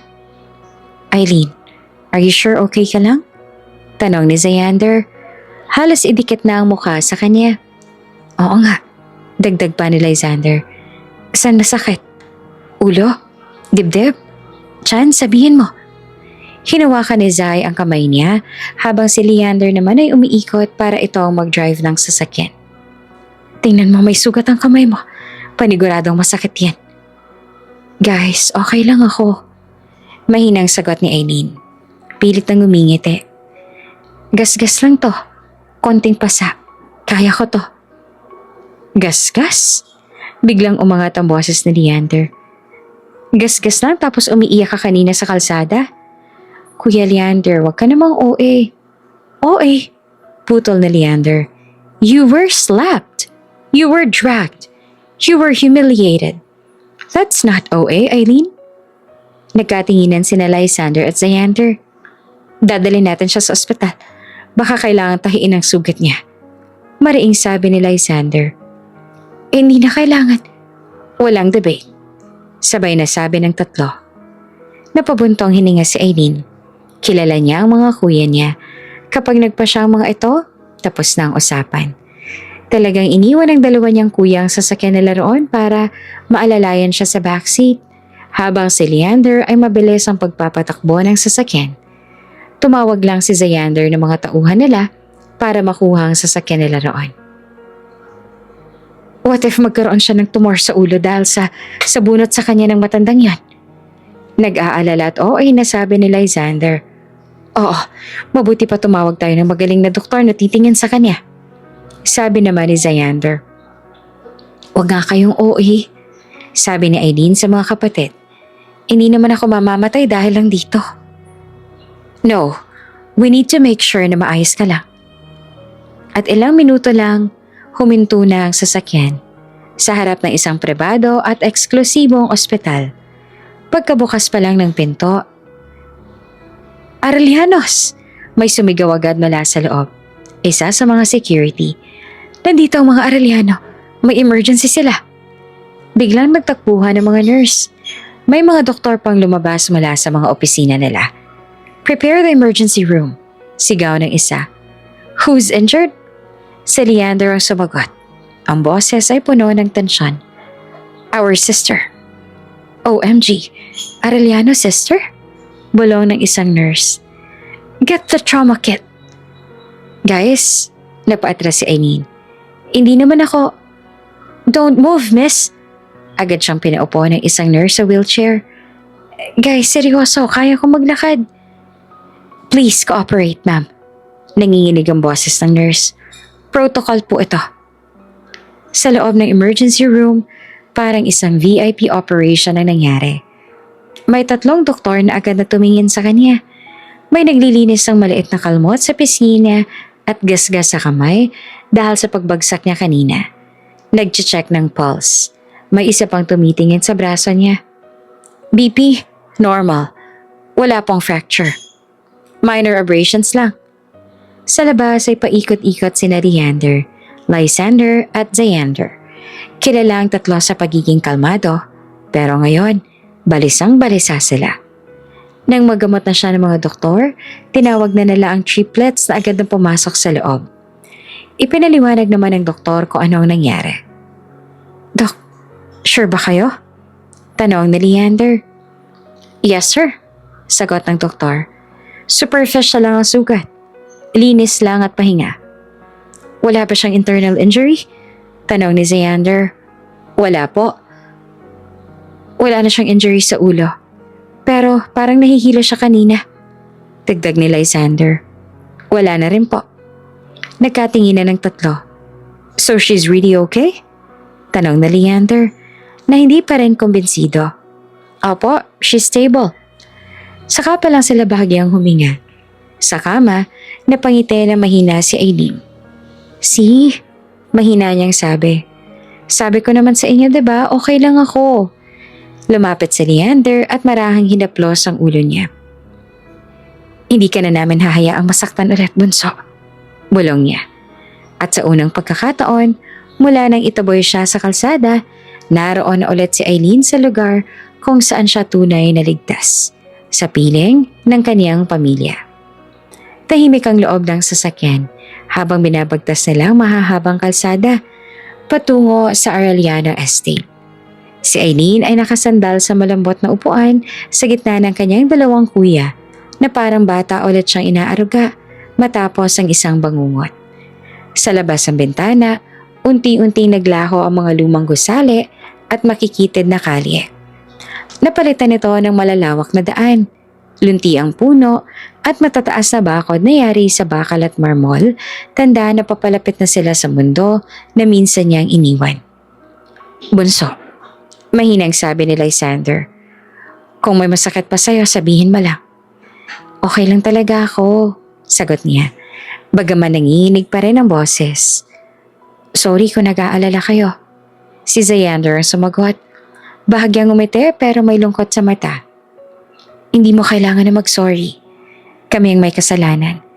Kung mas maaga ka naming nahanap at kung hindi kami naghintay na kusa lang bumalik sa amin, edi sana walang mangyayaring masama sa'yo. Wala naman kayong kasalanan. Ako may kasalanan kasi ako ang umalis doon. Iniwan ko kayo noon ng walang pasabi. Ayos ang yun, sabi ni Xander. Ang mahalaga ay bumalik ka na sa amin at hindi na kami papayag na saktan ka pa ng tarantadong yun. Pagpasok nila sa malawak na gate ng Arellano Mansion, halos mapasinghap siya at hindi na sanay sa karangyaan ng kanilang buhay. Nakahana yung mga gwardya at kasambahay na tila naghihintay sa kanilang pagbabalik. Pagbukas ng pinto ng sasakyan, sabay-sabay na lumabas ang 3. At bago pa man makababa si Aileen, mabilis na tumakbo ang kanyang ina na si Doña Celestia Arellano, habang ang kanyang ama naman na si Don Rafael ay kasunod nito. Mahigpit siyang niyakap ng kanyang ina. Parang natatakot na baka mawala siyang muli. Anak, my baby, saan ka ba napunta? Bakit hindi ka nagparamdam sa amin? Nanginginig ang boses nito. And oh my God, you're hurt? Mom, naluha si Aileen. I'm okay na. I'm sorry kung ngayon lang po ako umuwi at nagparamdam sa inyo. Ngunit nang mapansin ng kanyang ama ang bahagyang pasa sa pisngi at ang benda sa braso, nag-iba ang ekspresyon nito. Ano nangyari? Bakit siya nasaktan? Bakit namumulat may kalmot pa ang pisngi niya? Malamig na tanong ni Don Rafael. Nagkatinginan ng 3 kuya. Si Leander ang unang nagsalita. Dad, Mom, itinaboy siya. Pinilit siya ng kanyang asawa at binan na pumirma ng annulment papers. Sinampal siya, pinahiya sa kalsada. Napahawak si Doña Celestina sa dibdib. Ano? That a-hole did that? Galit na tanaw ng ama. Yes, Dad. At hindi lang yan. Si Marco at ang kanyang ina. Sagot ni Lysander. Tinawag siyang walang kwenta ng dalawa. Tinawag pa siyang mababang uri. Biglang nag-iba ang aura ni Don Rafael. Ang dating kalmadong anyo ay napalitan ng malamig at nakakatakot na galit. After the annulment, mariing sabi nito, I will make sure they face the law. Dad? Mahina ang sagot ni Eileen. Hinawakan siya ng ama sa balikat. Hindi ka namin pababayaan. Not again. At mas lalong hindi kami papayag na hindi managot ang mga nanakit sa'yo. Hindi na siya tumutol kasi gusto niya rin na magbayad sila. Pagpasok nila sa mansyon, para siyang bumalik sa isang panaginip. Maraming kasambahay ang nagmamadaling lumapit. Prepare her room. Si Eileen ay halos hindi na makakilos sa dami ng tao sa paligid niya. Sinusunod ang utos sa mga kuya at magulang niya. Isinakay siya sa isang elevator papunta sa kanyang dating kwarto. Isang silid na mas malaki pa sa buong bahay na tinirahan niya kasama si Marco. Malambot na kama, puting kortina, amoy lavender. Bunso, sabi ni Xander, dito ka muna. Rest. You need that para makabawi ka. Hindi pa man siya nakakaupo, may dalawang maid na agad na lumapit. Ma'am, we will prepare your bath. Please sit down, miss. May nagdala ng mainit na tsaa. May naglatag ng kumot sa balikat niya kasi akala ay giniginaw siya. Parang prinsesa na muling ibinalik sa trono. Noong matapos siyang mag-shower, iniwan muna siya ng mga kuya at magulang niya para hayaan siyang makapagpahinga. Ginala naman ni Eileen ang tingin sa loob ng kwarto niya na halos kasing laki iyon ng buo nilang apartment noon. Napakaganda at halatang walang ibang natutulog doon mula nang umalis siya. Bigla siyang naluha. Lumapit siya sa malambot na kama at naupo roon. I miss my room. I miss this life. Sabi niya sa sarili. At mula ng araw na yon, sumumpa siya sa kanyang sarili na hindi na ulit aalis pa. Hindi niya na ulit iiwan ng ganitong buhay, lalo na ang kanyang pamilya, para sa isang walang kwentang pagmamahal. Mula nang dumating siya sa kanilang mansyon, nagbuhay prinsesa siya. Alagang-alaga siya ng kanyang pamilya. Hindi niya na kailangang makisama sa atribida niyang biyanan. Hindi niya na rin kailangang magtinda ng tofu. Warm bath! Isang sabi lang noon ng kanyang ina. 3 maids agad ang susunod para ihanda ang bath niya. Kulang na pagsilbihan din siya ng mga ito kahit sa loob ng shower. Kung hindi niya lang sasabihin na kaya niya naman, gagawin talaga nila yon. Isang araw sa sala, naabutan niya nag-uusap ang kanyang mga magulang at mga kuya niya. They humiliated her. Galit na sabi ni Leander. They will regret this. Malamig na sagot ni Don Rafael. Alam niya na kung anong mangyayari kay Marco dahil kilala niya na ang mga magulang niya. Oo, nasaktan siya sa ginawa nito sa kanya. At oo, minahal niya si Marco. Pero hindi siya tututol sa gustong mangyari ng pamilya. Dahil matapos ang ginawa nila sa kanya, nararapat lang na pagdusahan nila ito. Ngayon, pakiramdam niya, protektado na siya. At wala nang kahit sino makakapanakit sa kanya. Hindi na siya nag-iisa. At doon niya tuluyang napagtanto na hindi siya mahina. Hindi siya walang kwenta. Isa siyang Arellano at wala nang sino man ang may karapatang yurakan siyang muli. Mabilis na lumipas ang mga araw sa Arellano Mansion. Masaya kasi kasama niya ulit ang pamilya niya at hindi niya na rin kailangan na ipagsiksikan pa ang kanyang sarili pero at the same time, nasasaktan pa rin siya. After all, nagmahal at nasaktan siya. Iniwan at niloko siya ng lalaking minahal niya ng sobra. Ang sobra sa pagmamahal na kung saan dumating sa point na mas pinili niya ito kaysa sa sarili niyang pamilya. Ganun pa man, sinusubukan niya naman na mag-heal. Sinusubukan niya na ibalik ang dating siya dahil talagang hindi deserve ng lalaking yon ang luha niya. Samantalang sa loob naman ng isang elegante at tahimik na conference room sa mansyon, nakaupo siya sa mahabang mesa kasama ang kanyang 3 kuya at 2 abogado ng pamilya. Nasa harapan nila ang makapal na folder. Ang annulment papers na pinirmahan niya ilang araw na ang nakalipas. Sa gitna ng kahihiyan at pagtaboy sa kanya. Pinagmasdan ni Aileen ang papel. Ang pirma niya roon ang testamento ng sakit at pagkalito niya noon. Valid ang annulment filing. Paliwanag ng isa sa mga abogado. Pero given the circumstances of harassment, physical abuse, emotional abuse, we can counter it and file multiple cases against Marco and his mother. Isampa niyo lahat ng kaso na maaari nating isampa sa kanila. Kailangan nilang managot. Mariing sabi ni Leander. Hindi pwedeng ginawa nilang yan sa kapatid namin ay makalusot lang. Tahimik lamang si Aileen. Ngunit sa loob niya, may unti-unting bumabalik na lakas. Hindi na siyang babaeng tinaboy sa kalsada. Gagawin po namin ang lahat, sir. Matapos ang usapan, nagpaalam na ang 2 abogado. Nag-usap din ulit ang triplets at tahimik lamang siyang nakikinig. Pinag-uusapan nila kung paano sila makakaganti kay Marco matapos nilang tuluyan na papagsakin ang kumpanya na talagang ginagapang ni Marco noon. Sa totoo lang, kahit papaano ay nakaramdam naman siya ng awa nung nalaman niya yon. Talagang ginawa kasi ni Marco ang lahat para doon. At sinubukan din naman ni Aileen na pigilan ng mga kuya niya at huwag na iyong idamay. Ang kaso lang, talagang galit na sila at wala nang makapagpabago sa mga pasya nila. Biglang tumayo si Xander. Anong gagawin mo? Tanong ni Leander. I need to talk to someone. Iyong makakatulong sa atin.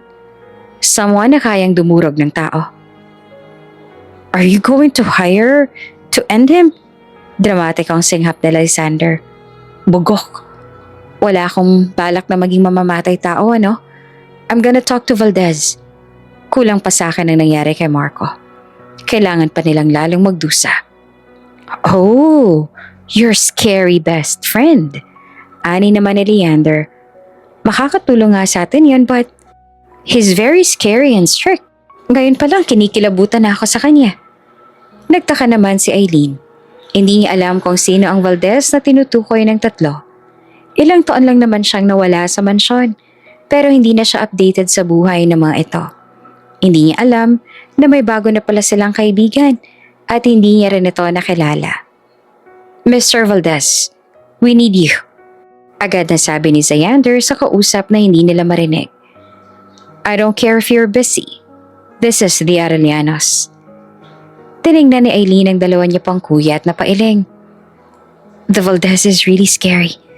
Hindi ko naman naririnig ang boses niya pero nangingilabot na ako. He's like a beast, sabi ni Leander. Tumaas naman ang kilay niya. Walang kinatatakutan ng kuya niya ever since. Ngayon lang. At dahil natatakot sila sa Valdez na yon, tiyak siyang isa nga yung nakakatakot na tao. Someone hurt our sister. They humiliated her. They filed an annulment and threw her out like a basura.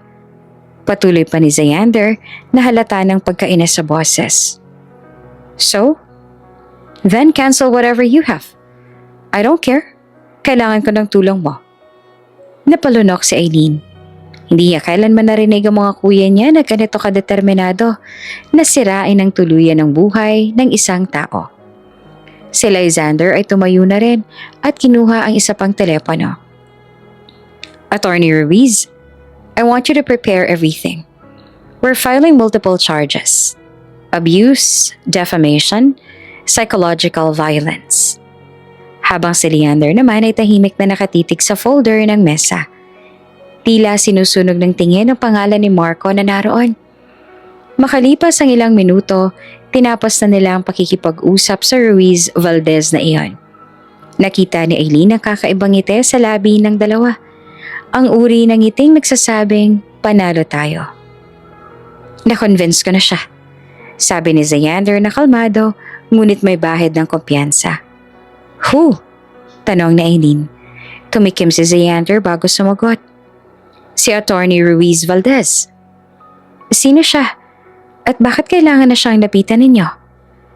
Siya ang isa sa pinakamahusay na prosecutor at corporate lawyer sa bansa. Dagdag na Leander. Graduate siya ng political science at law sa UP. Top-notcher sa bar. Nag-training siya sa isang international law firm bago bumalik sa Pilipinas at pumasok sa public prosecution. Napakunot noo si Aileen. Kaya pala ganun ang reputasyon niya. Hindi lang siya sanay sa corporate cases. Pagpapatuloy pa ni Leander, siya ang humawak ng ilang pinakamalalaking kaso ng mga kilalang negosyante at politiko. Marami sa mga kasong yun ang nauwi sa conviction dahil sa usay niya at paghahain ng ebidensya at pag-cross-examine ng mga saksi. Sandaling huminto si Leander bago idagdag. Isa rin siya sa mga naging lead prosecutor sa kaso ng isang high-profile na politiko na matagal nang hinahabol ng batas. Doon lalo siyang nakilala. Hindi lang siya mahusay sa boardroom battles. Kaya rin niyang lumusong sa pinakamapanganib na kriminal na kaso. No wonder why, pati siya ay nakadama ng takot sa kanya. Bulong ni Aileen at tila hindi pa rin makapaniwala. Wala pa siyang natatalong kaso na hinawakan niya at hindi yun dahil swerte. Sagot ni Leander. Pinagdaanan niya ang lahat ng taon ng pag-aaral, puyat sa paghahanda ng kaso at pakikipaglaban sa sistema. Kaya siya ang makakatulong para masatisfy ang kagustuhan namin na sirain ang buhay ng taong nanakit sa'yo. At gagawin natin yon sa legal na paraan nang sa ganon ay hindi madungisan ang reputation ng mga Arellano. So, kailangan siya babalik ng bansa? Tanong ni Lysander. May hawak pa siyang high-profile case abroad, but he will be in the country in 2 weeks. Lumapit ang tatlong kuya kay Aileen. Si Leander ang unang nagsalita. Bunso, after 2 weeks makikilala mo na siya at siya ang hahawak ng laban mo. Hindi ka na mag-iisa. Dagdag ni Lysander. This time, sila ang matatakot. At sigurado akong hihilingin nila na sana hindi na sila nabuhay sa mundong ito. Sisiguraduhin namin, sabi ni Leander. Marahang hawak ang balikat niya na magbabayad si Marco sa bawat luha mo. Pagsisisihan niya na sinaktan ka niya. Napangiti si Aileen at sa unang pagkakataon mula nang gumuho ang kanyang mundo, isang ngiting may pag-asa.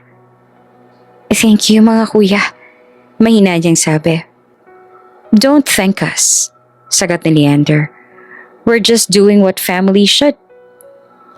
Dumating din ang araw na matagal nang inaantabayanan ni Aileen. Makikilala niya ng abogado na sinasabi ng mga kuya niya. Sa katunayan, kahit siya ay nagulat din naman nang ma-realize niya na hinihintay niya pala ang araw na yon. Sa isang 5-star hotel na lang na pagpasyahan na magkita-kita. Kasama niya ang kanyang tatlong kuya at ang kanyang mga magulang. Si Aileen ay tahimik lamang. Ngunit sa loob niya ay may kakaibang kaba pero naroon din naman ang excitement na hindi niya ma-explain. Base sa mga kwento ng kanyang mga kuya, parang halimaw ang imahe nito sa isip niya. Malamig, seryoso, mukhang kontrabida sa pelikula, at siguradong pangit. Siguradong matandang lalaki na may sungit na mukha. Iyon pa ang naiisip niyang itsura ng abogado. Ngunit nagkamali siya. Oh, he's here, sabi ni Leander. Biglang nagbukas ang pinto ng restaurant at pumasok ang isang matangkad na naka-black tailored suit. Maayos ang buhok, matalas ang mga mata, at may presensyang kusang humihila ng atensyon ng buong lugar. Hindi ito mukhang abogado. Mukha itong modelong nagkamali lang ng pasok sa courtroom. Wow! Mahina't hindi sinasadyang nasambit ni Aileen. Napatingin naman sa kanya si Leander at umaling. I told you. Nakakatakot nga siya. Kuya, hindi naman siya mukhang nakakatakot. Pabulong niyang sagot. Tumawa lang si Leander. Wait until he speaks. Lumapit ang lalaki sa kanilang mesa. Maayos ang tindig at may kumpiyansang hindi bastos. Ang uri ng kumpiyansang alam mong hindi kailangang ipagyabang. I apologize for being late. Sabi nito sa malalim ngunit malinaw na tinig. May inayos lang ako maliit na problema. Hindi ko sinasadya na paghintayin kayo ng matagal. Nakipagkamay ito sa isa sa mga magulang ni Aileen at sa kanyang mga kuya. Attorney Valdez, pakilala nito. Pagkatapos ay tumingin ito kay Aileen at matamis na ngumiti. At sa ngiting iyon, tila may kung anong kakaibang kislap. Hindi bastos, hindi flirtatious, kundi matalas. You must be the youngest, Arellano. Sabi nito. Mrs. or should I say, Miss Aileen Arellano. Bahagyang namula si Aileen. Yes, that's me. Inabot ni Valdez ang kamay niya. It's nice meeting you, Miss Arellano. Nag-umpisa ang dinner. Naging tahimik na si Aileen. Habang naglilingkod ang mga waiter ng mamahaling pagkain at alak, nagsimula ang seryosong usapan.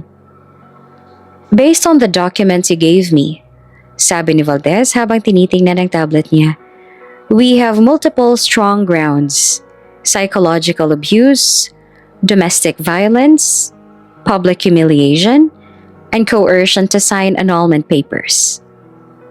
Gusto naming durugin sila, sabi ni Lysander. Tumango si Valdez. That will not be difficult. Tahimik lamang si Aileen habang pinag-uusapan ang mga detalye ng kaso. Ang bawat salitang binibitawan nila ay tila unti-unting binubura ang pagkatao ni Marco sa mundong legal. Matapos ang dinner, tumayo si Aileen. Magpapahangin lang po ako saglit. Paalam niya. Lumabas siya ng balcony ng restaurant. Tahimik ang gabi. Maliwanag ang mga ilaw ng lungsod. Malamig ang hangin. Hindi niya namalaya na may sumusunod sa kanya. Narinig niya ang tunog ng lighter. Paglingon niya, nakita niya si Attorney Valdez na nagsisindi ng sigarilyo. Sorry, sabi nito. Habit? Tahimik si Aileen. Pagkatapos ay nagsalita ang lalaki. Mas mababa na ang boses. I heard what happened to you. Hindi to nakatingin sa halip ay nakatingin ito sa malayo. And I'm sorry you had to go through that. Bahagyang umiti si Aileen na mapait. Okay lang. Hindi ko naman kailangan ng awa. Tumango si Attorney Valdez. Good. Because awa doesn't win cases. Pumuga ito ng usok at saka tumingin sa kanya. But don't worry, I'm still going to help you. Why? Diretso niyang tanong. Ngumiti si Valdez, ngiting may halong panunuya. Well, aside from the fact that your case is interesting, huminto ito sandali. Your brothers are terrifying. Tinakot nila ako na kung hindi kita tutulungan at hindi ko susundin ang gusto nila, lagot ako sa kanilang tatlo.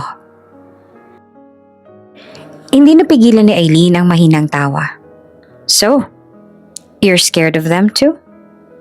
Yes. Diretsong sagot ni Valdez. Very. At sa unang pagkakataon, napagtanto ni Aileen, hindi lang pala ibang tao ang natatakot sa kapangyarihan ng mga Arellano. Kahit ang lalaking kayang bumagsak ng mga higante sa korte ay marunong ding umatras kapag Arellano na ang kalaban.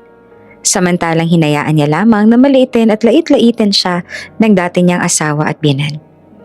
Hindi lingid sa Arellano triplets na kahit na nakaalis na si Aileen mula sa impyerno ng kanyang dating buhay, may mga sugat pa rin hindi basta naghihilom. Tahimik siya. Mas madalas magkulong sa kwarto. Ngumingiti. Oo, pero hindi na tulad ng dati. At ang kuya niya ay hindi sanay na makita ang bunso na lang kapatid na ganoon. Kaya isang umaga, habang nag-aalmusal sila sa malawak na dining hall ng mansyon, biglang may inihain si Leander sa harap ni Aileen. Isang maliit na itim na card. Napakunot noo siya. Ano to? Ngumiti naman si Lysander. Black card. Your card? Gulat niyang tanong. Yes, and it's for you. Sumandal si Xander sa upuan nito. Nakangisi. Sa amin yan. Actually, sa aming tatlo. No limit, no questions. Nanlaki ang mata ni Aileen. Kuya, hindi ko naman kailangan to. May sarili naman akong pera. Umiling agad si Leander. Hindi pwede. Why not? Because Sabay-sabay na sagot ng tatlo. We're spoiling our little sister. What for? Natatawa niyang tanong. Hindi naman na kailangan at hindi naman na ako bata para ispoil niyo pa ako ng ganito. Gusto lang naman namin gumaan ang pakiramdam mo. Dagdag ni Lysander. Go shopping. Buy whatever you want. Heal. At bago pa siya makatanggi ulit, sinabi ni Xander, wala kang choice. Kami na ang nagpasya. Ang kailangan mo lang gawin ay lustayin ang pera namin. Isipin mo na lang na reward mo yan sa sarili mo. In that way, mag-e-enjoy ka pa sa kakapamili ng mga gusto mo at hindi mo na rin maiisip ang Marco na yon. Napatawa na lang siya at wala nang nagawa kasi sabi nga nila ay sila na itong nagdesisyon. Enjoy, okay? Huwag mo nang isipin ng tarantadong yon. Isipin mo na lang kung ano ang mga bags na bibilhin mo para pandagdag sa collection mo na ilang taon na rin hindi nadadagdagan. Sabi naman ni Lysander. And don't be sad, ani ni Leander. Hindi ka namin masasamahan kasi may mga kanya-kanyang meeting kami na kailangang daluhan. Pero gusto namin na mag-enjoy ka. Hindi nga siya sinamahan ng mga kuya niya dahil sa kani-kanilang meetings. Pero kasama niya ang ilang bodyguards at 2 maids. Binilin kasi siya ng mga ito dito to make sure na magiging safe siya, lalo na ngayon na na-reveal na sa public kung sino ang youngest ng mga Arellano. Noon kasi ang triplets lang kilala at pinoprotektahan ang privacy ni Eileen. Pero ngayon naisip nila na kailangan na rin malaman ng mga tao kung sino nga ba siyang talaga. Isang eksklusibong mall ang pinuntahan niya. Ang uri ng mga lugar kahit ang sahig ay mukhang mas mahal pa kaysa sa buong buhay ni Marco. Habang naglalakad siya sa isang sikat na luxury brand store, bigla niyang narinig ang isang pamilyar na boses. Anong ginagawa ng isang tagatinda ng tofu dito? Tumigil si Eileen. Paglingon niya, nandoon si Natalia, ang kabet ng kanyang ex-husband. Kasama nito ang 2 babaeng halatang sanay sa pangmamaliit ng iba. Natawa ang mga ito nang makita siya. Kitang-kita sa mga mata nila ang pangmamaliit habang nananatili naman na kalmado ang ekspresyon ni Eileen. Baka naghahanap ng mop. O kaya naman gusto niya magnakaw. You know, hindi niya naman kasi afford dito. Pangungot yan ng isa. Uy, miss, remind ka lang bawal mong palitan dito ang paninda mong cheap na tofu Or baka naman gusto niya lang na mag-apply bilang janitress. Sabi naman ng isa pa. Ang mga bodyguard niya ay kumilos na sana. Pero bahagya niyang tinaasan ng kamay kaya nanatili sila sa kanilang kinatatayuan at hinihintay lang ang utos niya. Si Eileen, kalmado pa rin ang ekspresyon at hindi naman apektado sa panlalait ng mga ito sa kanya. Taas noon na lumapit sa kanya si Natalia. Ang ngiti sa labi nito ay nangunguyam at nang aalipusta. Hindi ka ba nahihiya? Kahit iwalay na kayo ni Marco, no? Nagkakalat ka pa rin ng kahihiyan? Talagang ang lakas ng loob mo na pumasok sa ganitong lugar kahit wala ka pa namang pera. At ang tangi mo lang na mai-offer ay ang cheap na paninda mong tofu. Ngumiti lang dito si Eileen. Isang ngiting hindi galit, kundi mahinahon. Hindi iyon ang reaksyong inaasahan ni Natalia mula sa kanya, kaya nainis ito lalo. Si Eileen naman ay napapaisip kung bakit hindi mo lang sinabi ni Marco sa kabit nito kung sino siyang talaga at kung bakit hindi mo lang nanonood ng balita si Natalia. E di sana, hindi ito napapahiya ng ganito ngayon. Manager? Sigaw nito bigla. Pakilabas nga itong babaeng ito dito. Hindi siya nababagay dito. Manager, ano ba? Bakit hindi kayo lumalapit? Ano ba namang klaseng service ito? Lumapit ang manager na halatang nag-aalangan.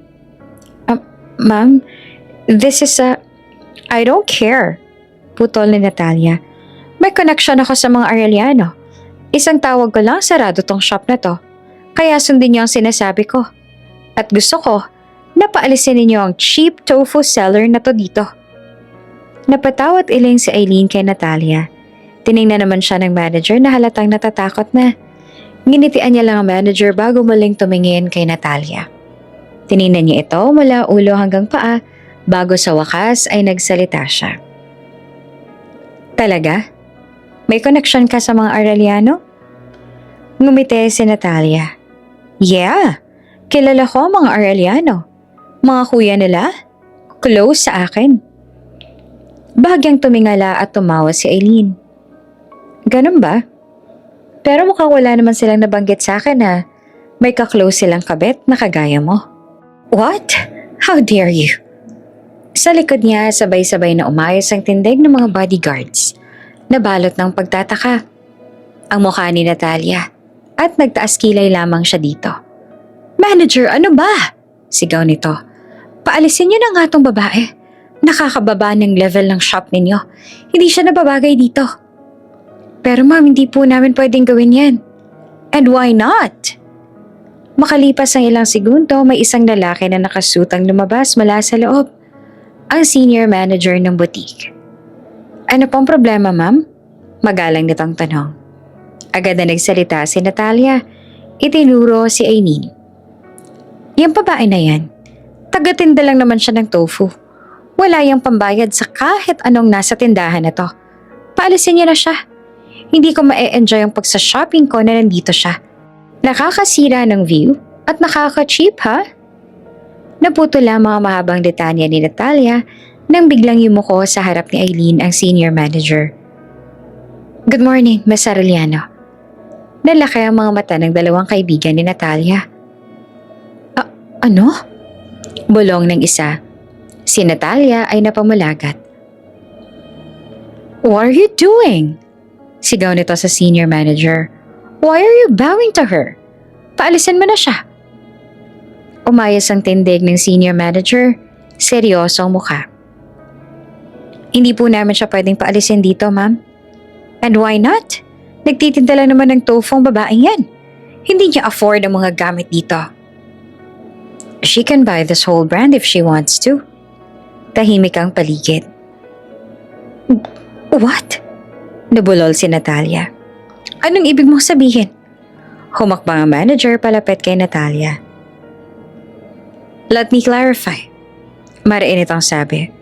The woman you are insulting is Aileen Arellano, the youngest daughter of the Arellano family. Parang tinamaan ng kidlat si Natalia. The Arellano family? Pabulong at nauutal nitong ulit. Yes, tumango ang senior manager.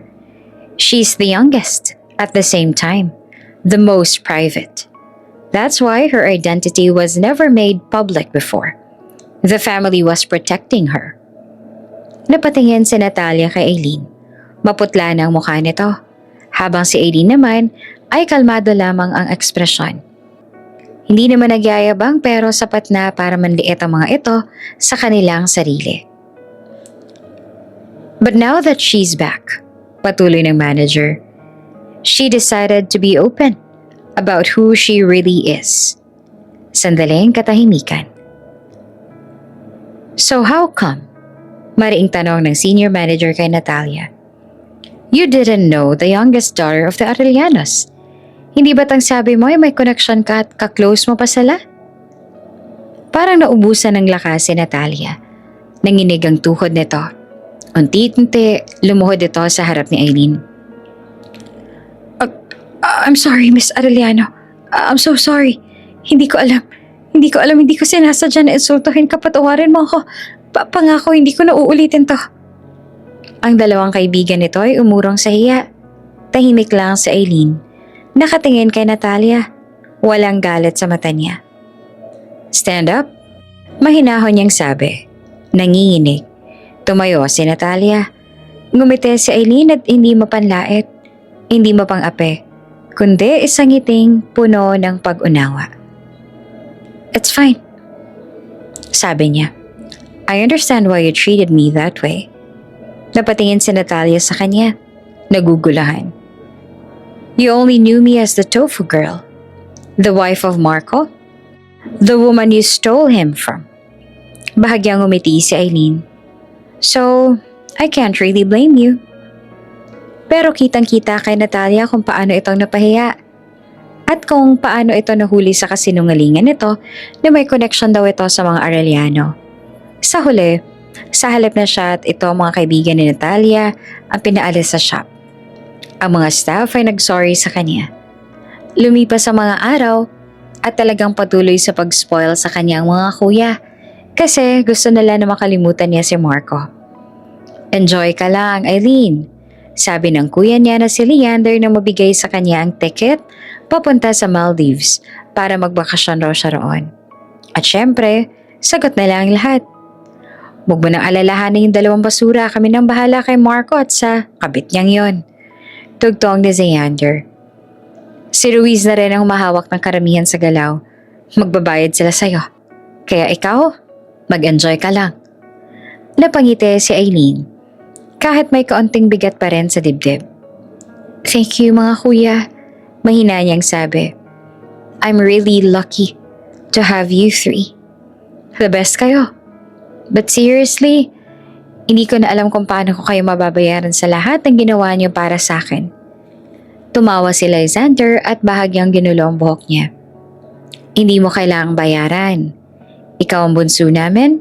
That's our job.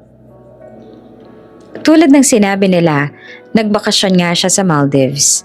Malayo sa sakit, malayo sa alaala ni Marco, malayo sa pagiging tofu girl. Sa gitna ng malinaw na dagat at puting buhangin, unti-unting huminga ulit si Eileen. Naglalakad siya sa dalampasigan habang hawak ang coconut drink. Hinahayaan ng hangin na tangayin ang buhok niya. My life is so beautiful. Ngayon ko lang talaga na-realize kung gaano ko kaswerte. Bulong niya sa sarili. I am so lucky. I am so loved. And life is just simply so beautiful. Na-realize niya. Ang buhay ay hindi lang umiikot sa isang lalaking sinira siya. Ang mundo ay mas malaki kesa sa isang maling pag-ibig. Isang umaga, habang nagkakape siya sa terrace ng villa niya, may lumabas sa headline ng tablet niya. Businessman Marco de la Cruz and Mistress Natalia Lopez arrested. Fraud, abuse, and conspiracy cases filed by the Arellano family. Binasa niya ang buong artikulo at nalaman doon na nakakulong si Marco. Naghahain ng kaso ang pamilya Arellano. Na-freeze ang kaunting assets nito. Binagsak ang kumpanya. Nakakulong din si Natalia bilang kasabwat. At kahit ang pamilya ni Natalia ay nadamay pa. Huminga siya ng malalim. Wala siyang naramdamang galit. Wala ring awa. They deserve it. Mahina niyang bulong. Lumapit siya sa gilid ng terrace at pinagmasdan ng dagat. Asul, napakaganda. Malawak at malaya. Iyon ang gusto niya maging ngayon. Gusto niya na maging maganda at malaya. Hindi ko na kailangan ng kahit sino para maging buo. Sabi niya sa sarili. I'm done being the girl who waits. The girl who begs. The girl who gets hurt. Ngumiti siya at pinikit ang mga mata. This time, I choose me. Pagbalik na Eileen mula sa bakasyon, ibang-iba na ang aura niya. Hindi na siya yung babaeng laging may bigat sa dibdib. May lungkot pa rin pero may liwanag at buhay na rin sa mga mata niya. Isang hapon, tinawag siya ng mga kuya niya sa library ng mansyon. Eileen, seryosong sabi ni Leander. Si Marco, umihiling na makausap ka. Tumigil siya sa paglalakad. Why? Tumango si Lysander. Gusto niyang humingi ng tawad. Personal? Tahimik si Eileen ng ilang segundo. Tapos ngumiti siya ng marahan. Sige, kakausapin ko siya. Nagulat ang tatlo. Sigurado ka? Tanaw ni Leander. Matapos ang lahat ng ginawa niya sa'yo? Oo, sigurado ako. Sagot niya. Hindi para sa kanya, kundi para sa sarili ko. At kahit halatang labag sa loob nila ay pumayag pa rin ng mga kuya niya. Sa isang pribadong silid, sa isang legal facility ang naging tagpuan nila. May salamin, may gwardya, at may katahimikan na mabigat. Pumasok si Marco. Payat na, mukhang pagod, wala na ang dating yabang.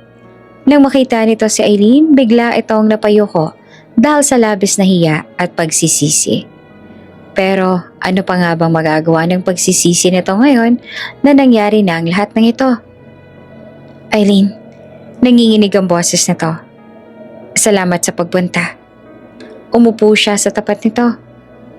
Sabihin mo na kung anong gusto mong sabihin sa akin, Marco. Huminga ng malalim si Marco. Sorry. I'm so sorry for everything. Sa mga salitang binitawan ko. Sa pananakit ko sa'yo. Sa pagtataksil ko. Hindi ko alam kung paano ko nagawa na maging ganun kababang tao. Napaluha ito. I lost everything because of my own stupidity. At deserve ko yan. Pero gusto kong humingi ng tawad sa'yo. Kahit hindi mo pa ako patawarin. Tahimik si Eileen ng ilang sandali. Tinitigan niya ang lalaki minsan niyang minahal ng buo. Marco, may nahon niyang sabi. Nasaktan mo ako ng sobra. Sinira mo ang tiwala ko. Tinapakan mo ang dignidad ko. Pero alam mo kung anong mas malala? Higit pa sa lahat ng yon? You made me forget who I was. Napatayan si Marco sa kanya. Pero dahil sa ginawa mo, dugtong niya, na-realize ko kung gaano kahalaga ang pamilya ko. Kung gaano kahalaga ang sarili ko. Na mas mahalaga ako kesa sa isang pagmamahal. Na akala ko ay perpekto pero puno pala ng kasinungalingan. Tumula ang luha ni Marco. Kaya naisip kong palayain ang lahat mula sa sakit at pagkakamali na yon. Pareho naman tayo nagkamali. Ikaw nagkamali ka sa akin at ako nagkamali ako sa pagpili ko sa'yo noon. Pero ano pa nga bang magagawa ko? Nangyari na yon. Kung patuloy kong pagsisisihan, hindi ako magiging masaya. Kaya nagpasya ako na patawarin ka na para matapos na at makapagsimula na ako ng tuluyan. Sabi ni Eileen. Lalaki ang mata nito. Talaga? Pinapatawad kita. Ulit niya. Hindi dahil karapat-dapat ka, kundi dahil ayokong dalhin habang buhay ang galit. Makikiusap din ako sa mga kuya ko.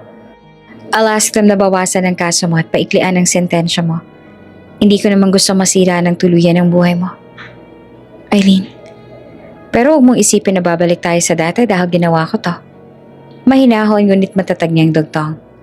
After this, we will never cross our paths again. I wish you to be happy in whatever life you choose. At tuluyan siyang tumalikod. Kinabukasan, binisita niya ang dating binan sa ospital. Mahina na ang babae, maputla, nanginginig ang kamay nang makita siya. Sinugod kasi ito roon matapos ang lahat ng nangyari. Na-stroke pa nga ito. Eileen, umiiyak na tong sabi. Sorry sa lahat. Sa pang-aapi, sa mga salitang sinabi ko. I was blinded by pride. Hinawakan ni Eileen ang kamay nito. Okay lang po. Mahina niyang sagot. Pinapatawad ko kayo. Napaluha ang babae. Salamat. Hindi ko deserve. Maybe not. Ngiti ni Eileen. Pero pinipili ko pong magpatawad. Dahil sa mga ginawa ninyo, I learned so much about myself. And for that, thank you. Nang malaman ng mga Arellano triplets ang ginawa niya, hindi nila maiwasang magulat. Bakit mo ginawa yun? Tanong ni Xander. Matapos ang lahat? Ngumiti si Eileen. Because I choose to forgive. And I chose to be happy. Natahimik ang tatlo. Tapos biglang ngumiti si Leander. You're stronger than we thought. Lysander nodded. Malaki ka na nga. You're no longer the little one we need to protect all the time. You've grown up, and we're very proud of you. Xander smirked. You're really amazing.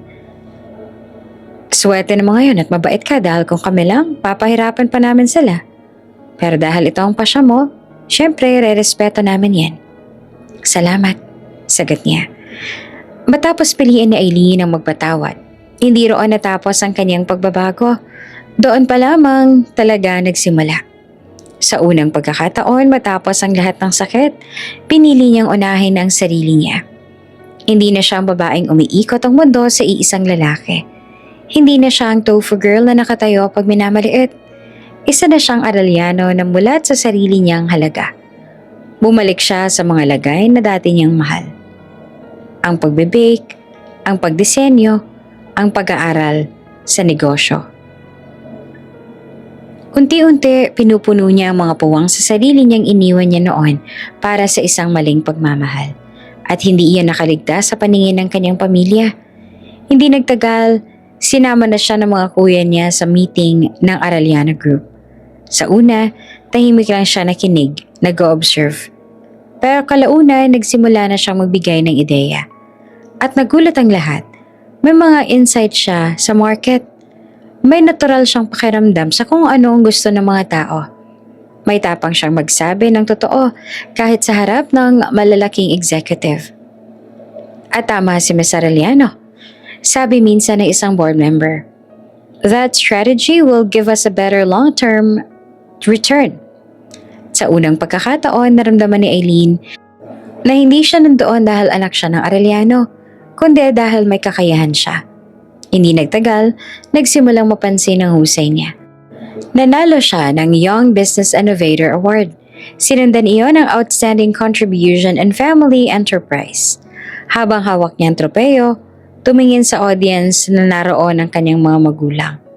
At ang tatlong kuya niya. Nakatayo siya, pumapalakpak ng buong puso. "Look at her," bulong ni Lysander. "She really grew up." Hindi na siya yung batang tinatakbuhan ng problema. Sabi ni Leander, "She's facing the world now." Ngumiti naman si Xander, "And she's winning." At higit sa lahat, natuto si Aileen na mag-enjoy.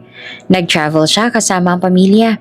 Minahal niya ang buhay, pamilya, at lalong-lalo na ang sarili niya. Wala nang babaeng umiiyak sa gilid ng kalsada. Wala nang asawang laging nagdududa sa sarili. Ang natira ay isang babaeng alam na ang halaga niya. Habang nakatayo siya sa balkonahe ng Arellano Mansion isang gabi, tinitingnan ng mga ilaw ng syudad ay napangiti siya. Minsan, inakala niya ang perpektong buhay ay ang may asawa, may tahanan, may pag-ibig.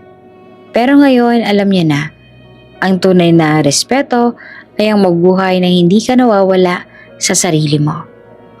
Isang taon ang lumipas at sa panahong yon, tuluyan ang nanalo si Aileen sa laban sa lahat ng sakit na minsang umubos sa kanya. Wala na siyang balita kay Marco. Wala na rin sa kanyang isip ang ina nito at si Natalia.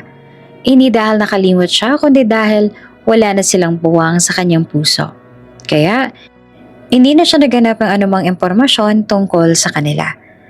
Mas mahalaga na ngayon ang kanyang buhay, ang kanyang pamilya, at ang lahat ng pinaghirapan niyang abutin.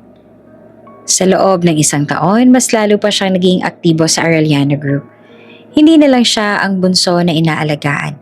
Isa na siyang respetadong executive na may sariling mga proyekto at vision para sa kumpanya. Ang mga proposal niya ay nagiging successful ventures.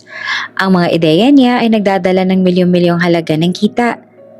Kaya naman nang dumating ang granding anniversary party ng Arellano Group, hindi na nakakapagtaka na siya ang isa sa mga sentro ng gabi. Nasa entablado ang kanyang tatlong kuya. Formal sa kanilang mamahaling tuxedo. Hawak ang mikropono. "Before we end tonight," sabi ni Leander, "we want to acknowledge someone very special." Lumingon ang lahat kay Aileen. "Someone who came back to us not broken," dagdag ni Lysander, "but stronger than ever." Ngumiti si Xander. "She's not just our little sister. She is the treasure of the Arellano Group." Tumawa ang mga bisita, pero alam nilang totoo ang sinasabi ng triplets. "Ever since she returned," patuloy pa ni Leander, "our company kept growing. Siya ang swerte namin." Napailing naman si Aileen habang natatawa. At syempre, kahit sa isang formal na event, hindi nawawalang pagkaka-OA ng mga kuya niya. By the way, singit na Lysander, "If anyone here plans to go and get closer to our sister, think twice." Dagdag ni Xander, "Or thrice," Sabi naman ni Leander. Because we're always watching. Sabi ni Xander habang kunwaring masama ang tingin. Nagtawanan ang lahat habang si Allen ay halos magpalamon na sa kinauupuan niya dahil sa hiya. Lumipas ang isang sandali at dahil sa dami ng tao at ingay, medyo nainip si Aileen. Lumapit siya sa tatlo. Magpapahangin lang ako sa labas. Sabi niya at agad na nagtaas ang kilay si Xander.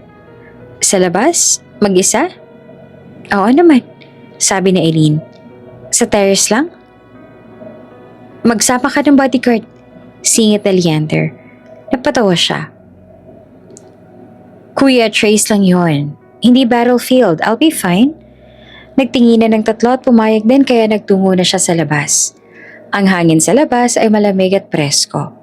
Mula roon tanaw niya ng mga ilaw ng lungsod, malayo sa ingay ng ballroom. Huminga siya ng malalim.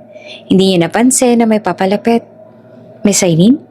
Napalingon siya dito at dito niya nakita si Attorney Ruiz. Nakasuot ito na sobrang bagay na bagay dito. Lalo itong gumapo. Hey, sabi niya. Attorney Valdez, hindi ko alam na nandito ka. I was invited. Pero I saw you leave. Just wanted to check if you're okay. Ngumiti siya. I'm fine. I just needed some air. Tumayo ito sa tabi niya, nakasandal sa railing ng terrace. You know, I've been watching your journey this past year, and I have to say, I'm really proud of you.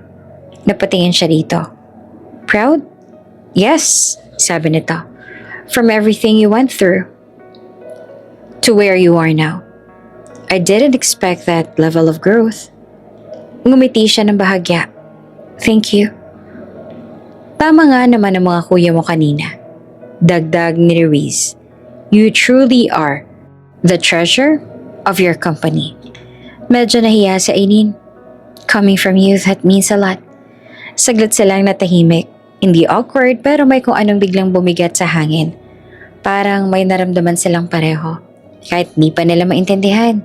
Tumingin sila sa isa't isa. At sa sandaling yon, pareho silang naramdaman na baka sa gitna ng pagkawala at muling pagbangon, may isang bagong koneksyon na dahan-dahan na nabubuo.